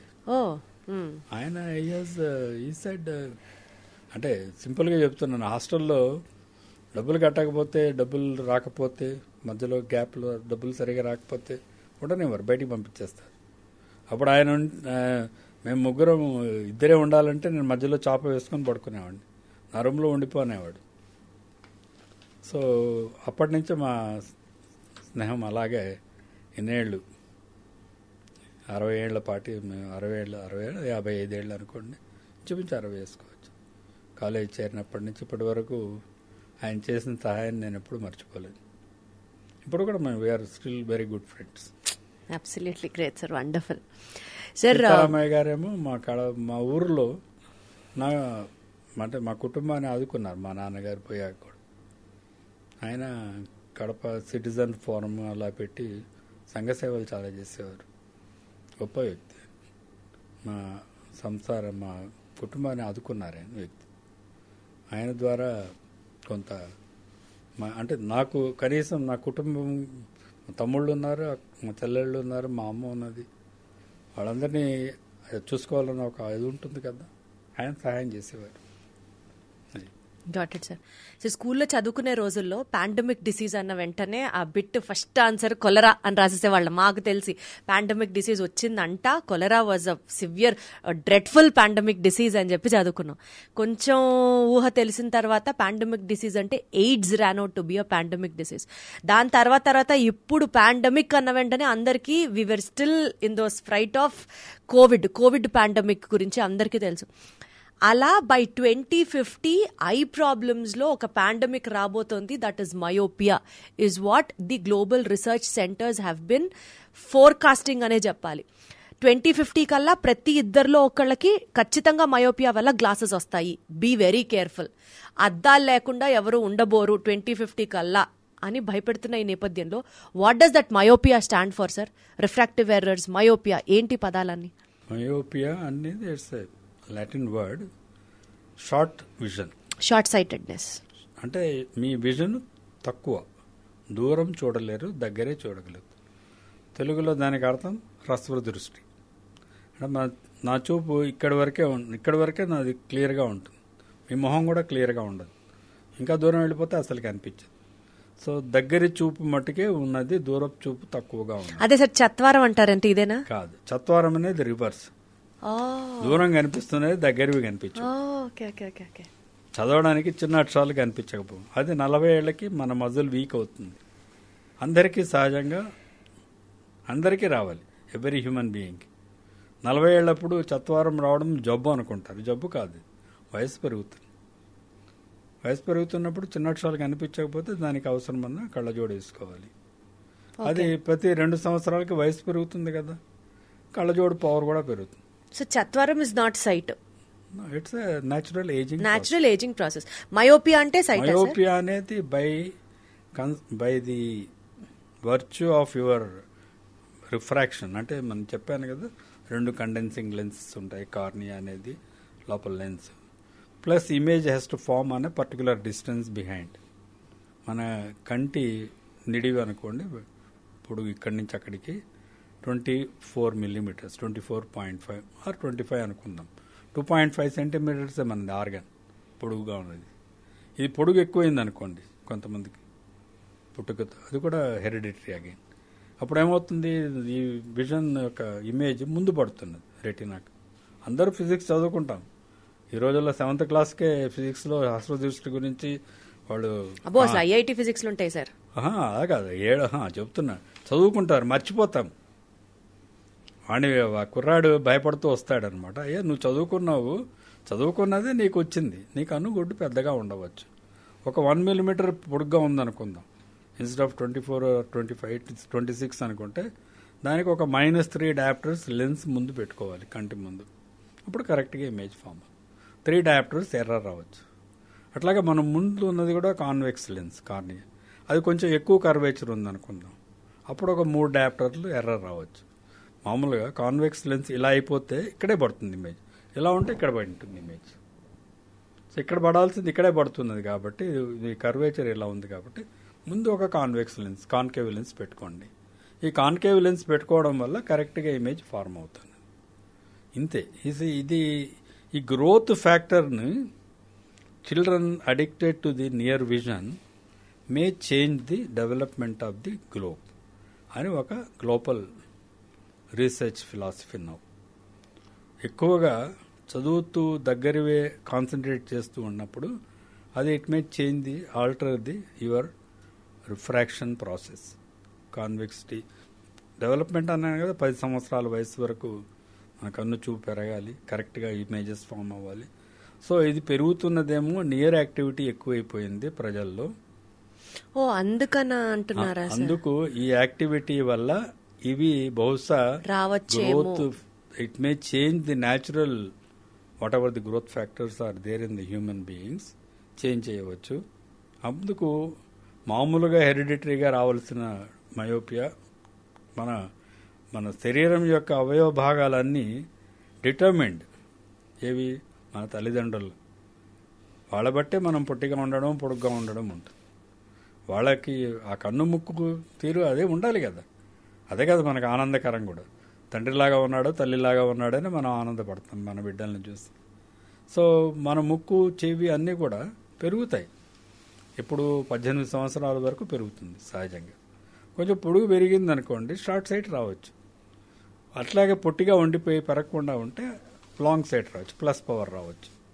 పుట్టకతోటే ప్రిమెచ్యూర్ చిల్డ్రన్ ఇంకా పొట్టిగా సరిగా పెరగకపోతే వాళ్ళకి ఇంకో defect రావచ్చు, వాళ్ళకి కూడా short site రావచ్చు. రెటినోపతి ప్రిమెచ్యూరిటీ అనుకున్నాం కదా, వాళ్ళని కూడా మేము ఫాలో అప్ చేస్తున్నాం. ఒట్టి న్యూ బార్న్ బేబీని చూసి అక్కడితో వదిలేయం, ఎందుకంటే ఇట్స్ లాంగ్ ప్రాసెస్. మొత్తం డెవలప్మెంట్ అయ్యేంత వరకు మేము చూడాలి చైల్డ్ని. సో 18 సంవత్సరాల వరకు పెరిగే కన్ను షార్ట్ సైట్ ఉంటే -1 డయాప్టర్తో పెరిగింది, -3 కావచ్చు, 4 కావచ్చు, 5 కావచ్చు. అది by growth, that you can't. So myopia develops by growth of the eye, which is again determined hereditarily. ఆ హెరిడిటరీ ఫ్యాక్టర్ని ఈ మధ్య దగ్గర చూపు చూస్తూ దూరపు చూపు చూడటం అనేది తగ్గిపోవచ్చు కంట్లో, కాబట్టి ఆ రకమైన షార్ట్ సైట్ రావచ్చేమో అని ఒక పీపుల్. అంటే sir, can we summarise it this way, myopia 18 years దాటిన తర్వాత ఇంకా ప్రోగ్రెస్ అవ్వదు. అందుకే 18 years తర్వాతే మనము ఈ రోజుల్లో మోడర్న్ డేస్లో ఆ కర్వేచర్ని చేంజ్ చేస్తాం. ఫ్రంట్ ఉంది కదా కార్నియా అన్నాను కదా, దాని మధ్యలో కొద్దిగా బర్న్ చేయాలి, కాలుస్తాం. ఏం చెప్పాలంటే అది చెప్తే కనీసం భయంకరంగా ఉంది సార్ వినడానికి కూడా. లేజర్ రేస్తో కొద్దిగా 3 diameters ఏరియాని ఇలా ఉన్నది స్ట్రైట్ అవుతుంది. సో ఆ కాన్కేవిటీ తగ్గినప్పుడు షార్ట్ సైట్ కూడా కరెక్ట్ అయిపోతుంది. ఎక్కువ కాన్కేవ్ ఉన్నది కాస్త తక్కువ కాన్కేవిటీ చేస్తాం, దానికి రకరకాల వైద్యాలు వస్తున్నాయి. Got it sir. సో బేసికల్ గా దగ్గరవే చూస్తూ ఉండడం కాకుండా దూరంగా చూసే వాటికి కూడా మనం అలవాటు పడితే చేసుకుంటే ఇలాంటి కొత్త కొత్త ప్రయోగాలతో ఉన్న ఎక్స్పెరిమెంట్లు అంటే ఆ ట్రీట్మెంట్లు మన మీద జరగవు. ఇవన్నీ కాస్మెటిక్ వాల్యూస్. మనం have moved into that correction of the refractive error. But otherwise also sir myopia కూడా రాదు కదా మీరు చెప్పినట్లుగా లాంగ్ విజన్ ని అలవాటు చేసుకుంటూ ఉంటే. At least if you have to make it a part of your lifestyle. Healthy growth ఉండాలి, healthy habits of doing everything, physical activity ఉండాలి పిల్లలు. మాట్లాడుకుందాం సార్ దాని గురించి కూడా. I have a very dedicated question. Growth, health for eyes, golden words, అది definitely will talk about it. Sir కొన్ని myths రాసుకున్నాను. జనరల్ పబ్లిక్లో కానీ ఇన్స్టాగ్రామ్లో కానీ నాకు వచ్చిన మెసేజెస్తో కానీ if I have to debug them, మీరు అవన్నీ డీబగ్ చేయాల్సి వస్తే ఏం చెప్తారు? ఫస్ట్, టీవీ దగ్గరగా చూడడం వల్ల కంటి చూపు పోతుంది. దగ్గరగా ఎందుకు చూస్తున్నారు అన్నది గమనించాలి కదా. ఇందాకే చెప్పారు మీరు. దూరం కనిపించకపోతే దగ్గరికి వెళ్ళి చూస్తారండి, అదే ఇండికేషన్ షార్ట్ సైట్ ఉందని. ఫస్ట్ పిల్లల్ని చెప్పలేరు కదా. పిల్లలకి స్కూల్లో బ్లాక్ బోర్డ్ మీద అక్షరాలు రాస్తారు. ఇది వెరీ ఇంట్రెస్టింగ్ స్టోరీ, మీకు తెలుసుకోవాల్సింది అందరూ. వాడేం చేస్తారు, వాడు కొంచెం పొడుగ్గా ఉన్నాడు అనుకోండి, మీలాగా పొడుగ్గా ఉంటే వెనక్కి కూర్చోబెడతారు స్కూల్ క్లాస్ రూమ్లో. అంటే ఆఫ్ కోర్స్ ఈరోజు బ్లాక్ బోర్డ్ రాయటం అవన్నీ అది కూడా డిజిటల్ బోర్డు సార్. అదే కానీ ఒక డిస్టెన్స్ నుంచి దూరం నుంచి చూడాల్సిన అవసరం ఉంటుంది. పొడుగ్గా ఉన్నవాళ్ళు వెనక్కి కూర్చోబెడతారు, అది కనిపించదు. అప్పుడు ఏం చేస్తారు మీరు, పక్కన చైల్డ్ రాసుకుంటుంటే అది చూసి రాసుకుంటాం. వాడు తప్పు రాస్తే నువ్వు తప్పు రాస్తావు, నీకు వాడికి తక్కువ మార్కులు వస్తే నీకు తక్కువ మార్కులు. ఇది టీచర్లు ఒక్కోసారి గమనిస్తారు. వాడు రాసింది ఏంటి చదవరా అంటే చదవలేడు. అప్పుడు పేరెంట్స్ని పిలిచి చెప్తారంటే కొంత ఏమంటారు రెస్పాన్సిబుల్ టీచర్స్ అయితే గమనిస్తారు. రెస్పాన్సిబిలిటీ లేని వాళ్ళు పట్టించుకోరు. వీడియో స్కూల్కి వెళ్ళి ఇంటికి వెళ్ళి చెబుతాడు, రోజు చెప్తూ ఉంటాడు ఇంట్లో, నాకు బోర్డు మీద రాసేది కనిపించిన ఏం లేదురా బాగానే ఉంటుంది, ముందుకెళ్ళి కూర్చో చూసుకో. ఇలాగా ఉంటుంది మన perceptions of the problems of the children. కాబట్టి చైల్డ్ని ఫస్ట్ క్లాస్ నేను ముందే చెప్పాను, ఇంకా చైల్డ్ వారినప్పటి నుంచే చూడాలి. కనీసం ఫస్ట్ క్లాస్ చేర్చేటప్పుడన్నా ఎల్కేజీ యూకేజీ ఎప్పుడన్నా ఒకసారి ఐ విజన్ చెక్ చేయించుకోవాలి. Got it sir, got it. Second point sir, క్యాట్రాక్ట్కి మందులతో చికిత్స చేయొచ్చు. ఏజింగ్ ప్రాసెస్ కదా, సో మందులతో అవ్వదు, సర్జరీ పడాలి. మందులు ఏమన్నా ఏజింగ్ కాకుండా కాపాడితే అవి దీనికి కూడా హెల్ప్ఫుల్గా ఉంటాయి. మసూరి, తేనె, రోజ్ వాటర్, క్యాస్టర్ ఆయిల్ కళ్ళని ఆరోగ్యంగా ఉంచుకోవడానికి అప్పుడప్పుడు కొన్ని చుక్కలు కళ్ళలో వేసుకోవాలి. నాకు తెలియదు కానీ ఈ వైద్యం గురించి నాకు తెలిసిందల్లా కంటికి కన్నీరు ముఖ్యం. కన్నీరు 24 గంటలు కంట్లో ఉంటుందని మీకు తెలుసా? అవును సార్, మాయిస్ట్గా ఉంటాయి కళ్ళు. నిద్రపోయినప్పుడు కూడా ఉంటాయి నీళ్లు. మామూలుగా కళ్ళు తెరిచినప్పుడు అవి ఎవాపరేట్ అయిపోతాయి. ఈ భాగంలో కంటికి కొలికిలో వెనక భాగం గుడ్డు పై నుంచి అవి స్రవించి నెమ్మదిగా ఫిల్మ్ లాగా ఫార్మ్ అయ్యి రెప్ప చివర, మీరు రెప్ప లాగి చూసుకుంటే వచ్చిన హోల్ ఉంది. Correct sir. కెనాలిక్యులర్ పంక్టం అంటాం. అందులో నుంచి ముక్కులోకి వెళ్ళి ముక్కులో ఉన్న వేడిలో ఎవాపరేట్ అయిపోతాయి ఇన్ నానో క్వాంటిటీస్. ఇవి సహజంగా కంటికి అవసరమైన లిక్విడ్. ఓకే, అదేం చేస్తుంది, they will keep the structures which is transparent. మనకు ముఖ్యం కళ్ళు. మీ కళ్ళు మెరిసిపోతున్నాయి, లైట్ వెలుగు వచ్చింది అంటే ఎందుకు అది? Because your tear film is actually causing good coverage on the cornea, keeping it healthy. అది తగ్గిపోయింది అనుకుందాం, మీరు ఇవన్నీ వేస్తారేవో, దే ఆర్ నాట్ ఐసోటానిక్ చెప్తున్నా. కెమికల్లోకి వెళ్దాం కాంపౌండ్.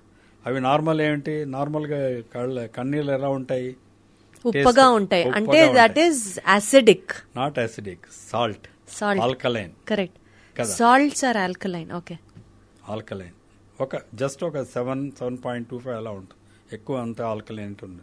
మరి ఉప్పగా ఏమి ఉండవు, కొద్దిగా ఉప్పగా ఉంటాయి. తాగే నీళ్ళు ఎలా ఉంటాయి,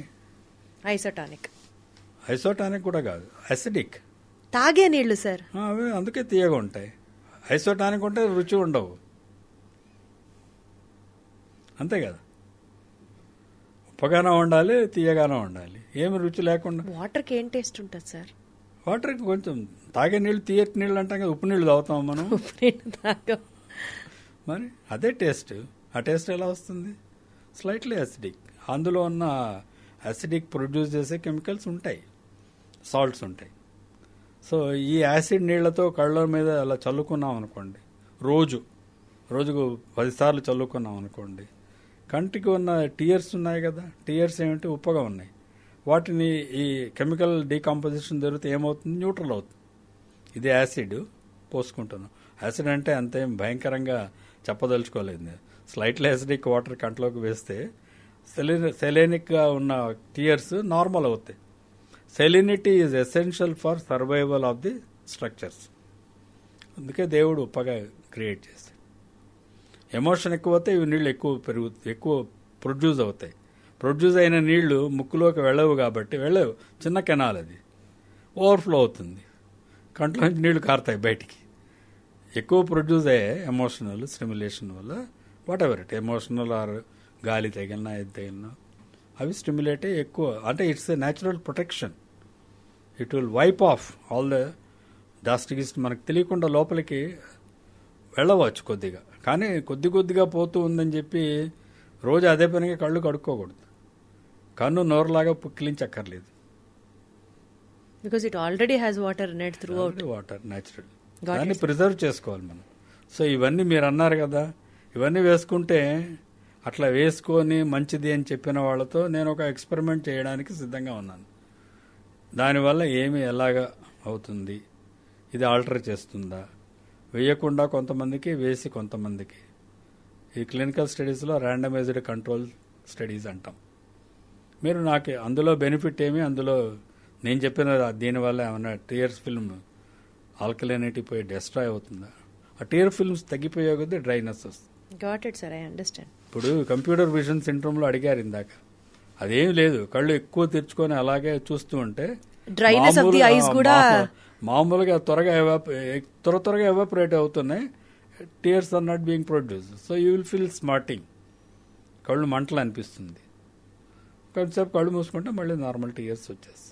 అందుకు వాళ్ళకి కొంతమందికి ఆర్టిఫిషియల్ టీయర్స్ ఇస్తాం. మరి ఎక్కువగా 24 గంటలు 20 గంటలు చూస్తూ అలాగే కాన్స్టెంట్గా మనమేం కనురెప్పలు వాల్చకుండా ఉండలేం కదా. మీరు ఆర్టిఫిషియల్ టీయర్స్ అన్నారు కానీ సార్, అంటే ఇది కూడా ఒక ఐసోటానిక్, అప్పుడు ఐసోటానిక్ ఇది కూడా ఒక మిత్తే సార్. అది కరెక్టా కాదా మీరు చెప్పాలి.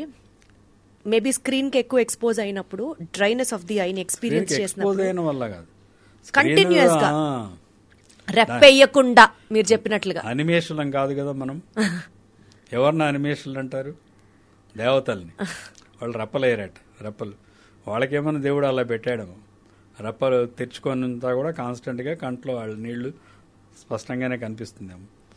అంటే నా పాయింట్ సార్, అలా డ్రైనెస్ ఆఫ్ ది ఐస్ వచ్చినప్పుడు బ్లింక్ చేస్తే సరిపోతుంది అనేది మీరు చెప్తున్నారు.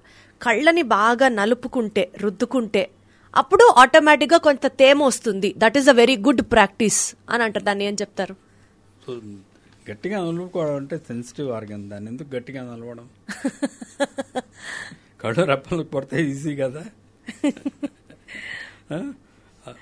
కళ్ళు కంటి రెప్పలు మూసుకునేసి కొద్దిగా ఐస్ లాగా పెట్టుకున్నా, చల్లని నీళ్లు బట్ట పెట్టుకున్నా కూడా అది కొంత సేద తీరుతుంది సర్ఫేస్. అచ్చా, that is better than urgent గా నలిపేసే ఎక్కర్లేదు కళ్ళని. చాలా మంది పెట్టుకుంటుంటారు కదా, మోడర్న్ బొటిక్ లో కూడా అదే కదా. వాళ్ళు ఐప్యాడ్స్ వచ్చేసాయి, చక్కగా వచ్చేసాయి కదా, ఫ్రిడ్జ్ లో పెట్టుకుని అది తీసి మీద పెట్టుకుంటే హాయిగా ఉంటుంది. దానివల్ల నలపడం అనవసరం. So it will cool the surface of the, so it will not get evaporated faster.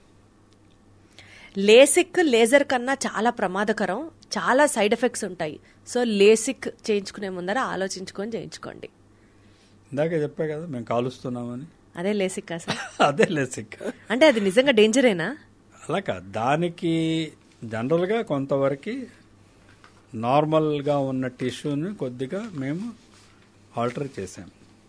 అంత కాల్చినానంటే కాల్చుతున్నంత నేను ఊరికే అలా చెప్పాలని చెప్పాను అంతేగాని పై లేయర్స్ కొద్దిగా ఇదవుతుంది, అప్పుడు స్ట్రైటన్ అవుతుంది కార్నియా. అందులో చిన్న ఎలాగైనా చిన్న హేజినెస్ వస్తుంది కదా. So they may be feeling some difference in the vision. ఈ సర్ఫేస్ని కూడా డిస్ట్రాయ్ చేసాం. కాబట్టి వాళ్ళకి ఆ స్మార్టింగ్ సెన్సేషన్ అంటాం. సో నిజంగానే LASIK is little painful or stressful అని చెప్పొచ్చు. అయితే పెయిన్ఫుల్ ఏముండదు, ఎందుకంటే ఈ సెంట్రల్ ఏరియా కార్నియాలో సెన్సేషన్ తక్కువ ఉంటుంది. ఆ భాగాన్ని మేము ట్రీట్ చేస్తాం లేజర్ కిరణాలతోటి ఫ్లాటన్ చేయడానికి.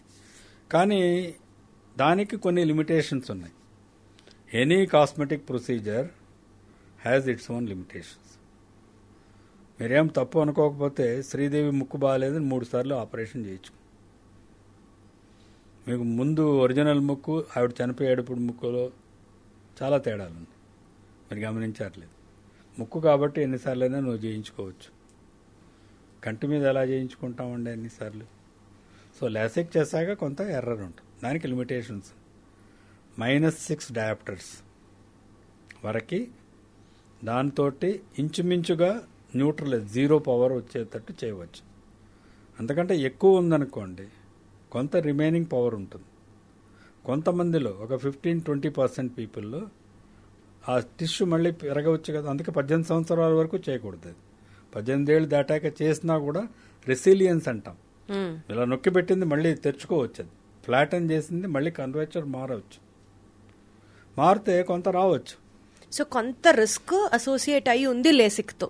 It's a cosmetic surgery. LASIK ఎందుకు చేయించుకుంటున్నారు? కళ్ళజోడు వేసుకోవడం ఇష్టం లేని వాళ్ళు, ఎక్కువ పవర్ ఉంది బయట, సోడాబుడ్డి కళ్ళద్దాలు బాగో కాబట్టి. దేనికి బాగోలేవు, వాడికి వేసుకున్న వాడికి బాగానే ఉంటుంది. నా మొహం సరిగా కళ్ళజోడు వేసుకుంటే బాగుండదు. అదే సార్ మీరు అన్నారు కదా కాస్మెటిక్ యాంగిల్ అని. 100% it's a cosmetic surgery, it's not a regular corrective surgery. So కొంతవరకు you can use it as a corrective surgery if it's a professionally required or job wise అవసరం ఉందనుకోండి. కొంత కరెక్ట్ చేసుకోవచ్చు, ఉద్యోగం సంపాదించుకోవచ్చు. ఎందుకంటే ఇదివరకు రోజుల్లో కొంత పవర్ ఉంటే వాళ్ళని డిస్క్వాలిఫై చేసేవాళ్ళు, especially for the government services. So అట్లాంటి వాటిలో there is no harm doing. Got it sir. కానీ వాళ్ళకి 40 ఏళ్ళకి మళ్ళీ చత్వారం వస్తుంది, అంటే ఇంకా జీవితాంతం కళ్ళజోడు లేకుండా ఉందాం అనుకో. షార్ట్ సైట్ రాదు, ఇంకా లేసర్ చేయించినా లేసిక్ చేయించినా షార్ట్ సైట్ ఉన్నది తగ్గుతుంది, ఎంతో కొంత మిగలవచ్చు అంతకుముందు ఉన్న దాన్ని బట్టి. 6 నంబర్. అంటే సార్ అంటే లేజర్ కానీ లేసిక్ కానీ చేయించుకున్నా కూడా కళ్ళజోడులు వేసుకోవాల్సిన అవసరం రావచ్చా? రావచ్చు. కొంత రెసిడ్యువల్ ఎర్రర్ ఉందనుకోండి, ఇంకా క్లియర్ గా కనిపించకపోతే కళ్ళజోడే వేసుకోవాలి. అంటే సోడాబుడ్డి కళ్ళద్దాల నుంచి చిన్న మామూలుగా చూడడానికి బాగుండే కళ్ళజోడు వేసుకోవాలి. మీరు అన్నది అది కూడా జరగచ్చు, జరగకపోవచ్చు, పూర్తిగా కూడా పోవచ్చు. కొంతమంది రెసిడ్యువల్ ఎర్రర్ వచ్చి తీరుతుంది. ఎక్కువ ఉన్న వాళ్ళకి 6 కంటే ఎక్కువ దాటి ఉన్న వాళ్ళకి ఖచ్చితంగా కొంత మిగులుతుంది. ఇవన్నీ ఉన్నాయి లిమిటేషన్స్. కార్నియా మీద ఉన్నాం కదా, ఈ భాగం ఇలా వంకరగా ఉన్న ముందు భాగాన్ని, అది ఉన్నది ఇంత థిక్నెస్ ఉంటుంది. దాన్ని మినిమం మేము మెజర్ చేస్తాం థిక్నెస్. అది మామూలుగా 520 మిల్లీమీటర్స్ కంటే ఎక్కువ ఉంటుంది. సో అంతకంటే తక్కువ ఉందనుకోండి, థిక్గా లేదనుకోండి, అప్పుడు ఏం చేయాలి? అది చేస్తే బొక్క పడుతుంది కదా, మేము చేయమంటాం. సో అది మెజర్ చేస్తాం. ఇవన్నీ ఉన్నాయి. అర్థమైంది సార్. ఆ పారామీటర్స్ అన్ని మీరు చెక్ చేస్తారు. పారామీటర్స్ అన్ని చూసి చేయించుకునే వారితో, పేషెంట్ అనుకోకపోతే ఆ వ్యక్తితో మేము డిస్కస్ చేయాలి, ప్రోస్ అండ్ కాన్స్ డిస్కస్ చేయాలి, అన్నిటికీ యాక్సెప్ట్ అవుతూనే చేయాలి. Got it sir. మంచి కంపెనీ కాజల్ పెట్టుకుంటే లేదా హోమ్ మేడ్ కాజల్ పిల్లలకి పెడితే, కాటుక పెడితే చక్కగా గుండ్రంగా పెద్దగా పెరుగుతాయి కళ్ళు, పెద్దగా కనిపిస్తాయి. ఎవరైనా పెద్దోళ్ళైనా పెట్టుకునేది కాజల్ అందంగా కనిపించడానికి. అంటే it is good for I health అంటే ఏం చెప్తారు? Nothing like good for I health. మనం ఆల్రెడీ డిస్కస్ చేసాం కదా, it's a foreign material. Again it's a foreign material for the ice. Okay. So lid ఎక్కడ పెట్టుకుంటారు మీరు? కాటుగా కనురెప్ప కింద. కనురెప్ప కింద పెట్టుకోరు. అదే నా ఉద్దేశం, లోవర్ ఐ లిడ్ పైన పెడతారు మార్జిన్ లో. మన లిడ్ ఇలా లాగితే మనకు వెంట్రుకలు ఉన్నాయి, బయట వైపుకి ఇలా ఉంటాయి, ఆ వెంట్రుకల మీద పెట్టుకుంటాం. అంటే వెంట్రుకల మార్జిన్ మీద పెట్టుకుంటాం, కంటి లోపల పెట్టుకోం కదా. అవును, బయట వైపు పెట్టుకుంటాం. లోపల పెట్టుకున్నారనుకోండి పొరపాటులో కళ్ళు మండుతాయి న్యాచురల్లీ. పెట్టుకునేది కూడా జాగ్రత్తగా మీరందరూ ఎక్స్పర్ట్గా పెట్టుకుంటారు. అందుకే దాన్ని రకరకాల వచ్చేస్తాయి ఇన్స్ట్రుమెంట్స్, పుల్ల, బ్రష్, ఇలాగా ఆర్టిఫిషియల్ పెన్సిల్ ఆర్టిఫిషియల్ గా ఐ లాషెస్ పెట్టుకోవడం ఇవన్నీ కూడా వచ్చేసాయి ఇప్పుడు. కానీ కంటి లోపల ఏమి తగలకూడదు, జాగ్రత్తగా ఉండాలి. పెట్టుకోవచ్చు అలాంటిది, అందులో ఏమి మీరు కాజల్ అన్నారు కదా, కాజల్ డబ్బా ఇంట్లో తయారు చేసినా వాళ్ళు మ్యానుఫ్యాక్చరింగ్ చేసినా ఇంచుమించు ఒకే రకంగా తయారు చేస్తారు. ఇంట్లో అది కొంత న్యాచురల్ ఇంగ్రీడియంట్స్తో చేయవచ్చు, వాడేమన్నా ఆర్టిఫిషియల్ ఏమన్నా కెమికల్స్ వాడవచ్చు. దాన్ని మూత పెట్టి పెట్టండి. చాలామంది ఆడవాళ్ళు ఏం చేస్తారు, మూత తీసేసి పెట్టింటారు, దాంట్లో ఇన్ఫెక్షన్ వచ్చే అవకాశం ఉంది కదా. చాలా అంటున్నారా? అందులో ఏమి ఆరోగ్యకరమైన కాటుక అనారోగ్యమైన కాటుకలు అంటూ లేవు. శుభ్రంగా ఉండాలి, చేతులు వేళ్ళు శుభ్రంగా ఉండాలి. మీరు పెట్టుకునే వాట్ ఎవర్ బ్రష్ పెన్సిల్ అవన్నీ శుభ్రంగా క్యాప్ మూసి పెట్టాలి. ఇవన్నీ సహజంగా రోజువారీ కార్యక్రమాల్లో కొంతమంది అశ్రద్ధ చూపవచ్చు, కాబట్టి ఇట్ ఈస్ నాట్ గుడ్ అంటారు తప్ప otherwise it is okay. Okay, carrots విపరీతంగా తింటే కళ్ళు పర్ఫెక్ట్ గా పనిచేస్తాయి. తప్పు. ఇప్పుడు దాకా వచ్చిన మిత్స్ అన్ని తప్పులే సార్. అన్ని జనాలు ఎలా ఫాలో అవుతున్నారంటే నిజంగా కావాలి, ఏది కరెక్టో ఏది తప్పో తెలియాలి. వైటమిన్ ఏ అనేది క్యారెట్స్ ఎక్కువ ఉంటుంది. వైటమిన్ ఏ మన రెటీనాకి అవసరం, అన్ని టిష్యూస్కి అవసరం. బేసికల్ శరీరంలో రెటీనాలో ఎక్కువ అవసరం, ఎందుకంటే అది ఒక పర్టికులర్గా అది హెల్ప్ చేస్తుంది. అవి రెటినల్ పిగ్మెంట్స్లో బయోకెమికల్గా తయారు చేయడానికి త్వరగా మనం చూడడానికి అక్కడి నుంచి ఇక్కడ చూస్తే ఇవి. సో వైటమిన్ ఏ రాడ్స్ అనే దీని మీద ముఖ్యంగా అవసరం. రాడాప్సిన్ అనే ఒక కెమికల్ తయారవుతుంటుంది శరీరంలో కాన్స్టెంట్. రాడాప్సిన్ తక్కువ ఉన్న వాళ్ళకి రాత్రిపూట కనిపించడం తక్కువ ఉంటుంది. సో వైటమిన్ ఏ డెఫిషియన్సీ అట్లా కూడా కనుక్కోవచ్చు మనం. ఇది నైట్ బ్లైండ్నెస్, రేచీకటిలో ఒక రకమైన రేచీకటి వైటమిన్ ఏ డెఫిషియన్సీ. అది వైటమిన్ ఏ డెఫిషియన్సీ వల్ల వచ్చిందా, లోపల వేరే కంజెనిటల్గా కొంతమందికి హెరిడిటరీగా ఉంటుంది. హెరిడిటరీగా వచ్చే రేచీకట్లు కొన్ని ఉన్నాయి. ముఖ్యంగా అవి దేనివల్ల వస్తాయంటే రక్త సంబంధిత వివాహాల్లో వస్తాయి. అవి ఈ మధ్యకాలం తగ్గినాయి. నేను గత 50 ఏళ్ళకి నేను చూస్తున్న వాటిల్లో వాటి ఇన్సిడెన్స్ తగ్గింది. ఎందుకంటే అంత క్లోజ్ రిలేటెడ్ మ్యారేజెస్ తగ్గిపోయాయి. మేనరికాలు, అక్క పిల్లల్ని చేసుకోవడం, ఇంకా కొన్ని జాతుల్లో ధర్మాల్లో వాళ్ళ ఓన్ పిల్లల్ని కూడా చేసుకుంటున్నారు. అన్నదమ్ముల పిల్లల్ని కూడా, మీకు తెలుసో తెలియదు, కొన్ని జాతుల్లో అలా చేసుకుంటున్నారు. సో ఇవన్నీ కూడా ఏమవుతుందంటే జెనెటిక్గా అవి they will increase in the తర్వాత ప్రోజెనీలు. సో ఇద్దరికీ ఉందనుకోండి, పిల్లలు ఖచ్చితంగా వస్తుంది. సో దూరపు సంబంధాలు చేసుకోవడం, రక్త సంబంధిత జన్యు సంబంధిత వ్యాధులు రాకుండా ఉండాలి అంటే రక్త సంబంధంలో వివాహాలు చేసుకోకూడదు అనేది ఒకటి మంచి సలహా, మంచి సాంప్రదాయం. అది తప్పదు, ఎక్కడైనా చేసుకుంటే అది మనం ఏం చెప్పలేమనుకోండి. దాన్ని కూడా మనం జాగ్రత్తగా ఏమైనా ఉందా లేదా ముందుగా జాగ్రత్తగా ఆ జబ్బులు వస్తున్నాయా లేవని కూడా చెక్ చేసుకోవచ్చు. ఇన్స్టిట్యూట్ ఆఫ్ జెనెటిక్స్కి వెళ్తే వాళ్ళు కూడా చెప్తారు, ఈ పర్టికులర్ జబ్బుకి ఈ జెనెటిక్స్ దీనివల్ల ఖచ్చితంగా సంక్రమించే అవకాశాలన్నీ వద్దని చెబుతారు. ఈ వ్యాధికి ఖచ్చితంగా సంక్రమించకపోవచ్చు, ఛాన్స్ ఉండవచ్చు 50-50. అలాంటివి కూడా మనం తెలుసుకోగలుగుతాం. సో జెనెటిక్ డిసీజెస్ అనేటివి అవే బేసికల్. సో జెనెటిక్ డిసీజెస్ రాకుండా ఉండాలంటే అది రక్త సంబంధిత వివాహాలు ఉండకూడదు, అంతే.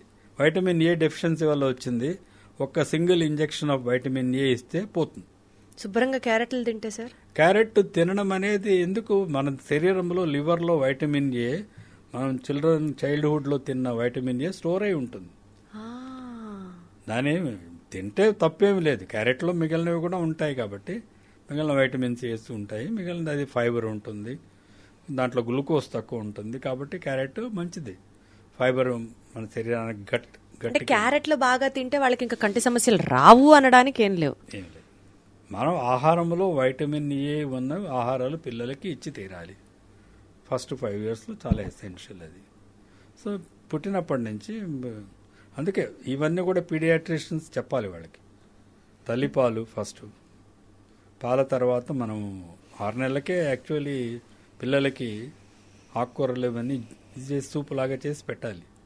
ఆహారంలో కూడా ఆకుకూరలు, ఎల్లో ఫ్రూట్స్, కలర్ఫుల్ డైట్. ఇవి తింటూ ఉంటే ఏ vitamin A deficiency A vitamin deficiency కూడా రాదు. వైటమిన్ ఏ కాదు, ఏ వైటమిన్ కూడా మనకు ఆకుకూరల్లో కాయగూరలో ఉన్న వైటమిన్ ఏ మనం ఏదైతే తింటామో లివర్లో స్టోర్ అయిపోయి ఉంటుంది. సో అడిషనల్గా వైటమిన్ ఏ తీసుకోకూడదు. చాలా ఎక్కువ తీసుకున్నాను అనుకోండి అదొక జబ్బు అవుతుంది. హైపర్ వైటమినోసిస్ అని వస్తుంది ఒకటి, రాకూడదు. కాబట్టి అంటే క్యారెట్లో అంత ఎక్కువ ఉండదులేండి, అంటే రోజు క్యారెట్ తిన్నా ఏమి ప్రమాదం ఏం లేదు. క్యారెట్ తింటే ఇవి పోతాయనుకోవడం తప్పు, రాకుండా ఉంటాయనుకుంటే అది మిస్కాన్సెప్షన్. Got it sir. కళ్ళు ఆరోగ్యవంతంగా పనిచేయాలంటే health for ice best practices ఏంటి, ఏం తినచ్చు ఏం తినద్దు చెప్పండి సార్. సో ఆకుకూరలు, వైటమిన్ ఆకుకూరలు, ఎల్లో ఫ్రూట్స్, అన్ని రకాల ఫ్రూట్స్ ఫైబర్ ఉన్నవి తీసుకోవాలి. ముఖ్యంగా కంటికి నేను చెప్పా కదా ఇందాక, అదే పనిగా కళ్ళు తెరిచి కడుక్కోవాల్సిన అవసరం లేదు. కంట్లో ఏమన్నా బయటకు వెళ్ళినప్పుడు శాండ్ స్టామో దుమ్ము పడితే ఎక్కువగా గాలి వీచి అప్పుడు కావాలంటే కడుక్కోండి, అదే పనిగా కడుక్కోక్కర్లేదు. కంటికి కావాల్సినంత రెస్ట్ ఇవ్వాలి. 8 గంటలు, పిల్లలు అయితే 10 గంటలు, కనీసం 7 గంటలు కళ్ళు మూసుకుంటే అదే రెస్ట్ దానికి, అది ముఖ్యం. సో నిద్ర అవసరం, ఆహారం మంచి ఆహారం తీసుకోవడం అవసరము. ఇంకా చూపు తక్కువగా ఉందా లేదా అని చిన్నపిల్లల్లో ముందే చెక్ చేసుకోవాలి. వాళ్ళకి అవసరమైన కళ్ళజోడు ఇవ్వాలి. సో ఇప్పుడు ఈ నియర్ విజన్ గురించి మనం ఆల్రెడీ మాట్లాడుకున్నాం. So constant near activity is also not good basically. So అది లేకుండా చూసుకోవడం మంచిది, పిల్లలకి కూడా చెప్పాలి. అంతే, ఆరోగ్యకరంగా ఉండడం అనేది కంటికి కూడా ఆరోగ్యం. అబ్సల్యూట్లీ సార్, చాలా సింపుల్ గా ఉంది, కానీ దగ్గరవి ఎక్కువ చూడొద్దు అన్నదే ఎంతవరకు సాధ్యపడుతుందో చూడాలి. రెస్ట్ ఇవ్వండి మధ్యలో. Yes sir, got it. But చాలా ఇంట్రెస్టింగ్ విషయాలు, మనం రోజు వాటిని పాస్ అవుతూనే ఉంటాము, బట్ ఇంత డీటెయిల్డ్ గా తెలుసుకోవడం అనేది ఇప్పటిదాకా జరగలేదు సార్. మీ కాన్వర్సేషన్ చాలా మందికి ఎన్లైటన్ అవుతుంది, హెల్ప్ అవుతుంది అని అయితే నేను నమ్ముతున్నాను. But thank you so much sir. Thanks a lot. If it helps people and people understand, అందరికీ అర్థమయ్యే దాన్ని ఆచరణలో పెట్టుకుంటే అందరికీ ఆరోగ్యం, కంటి ఆరోగ్యం కూడా బాగుంటుంది. Thank you sir. Thank you.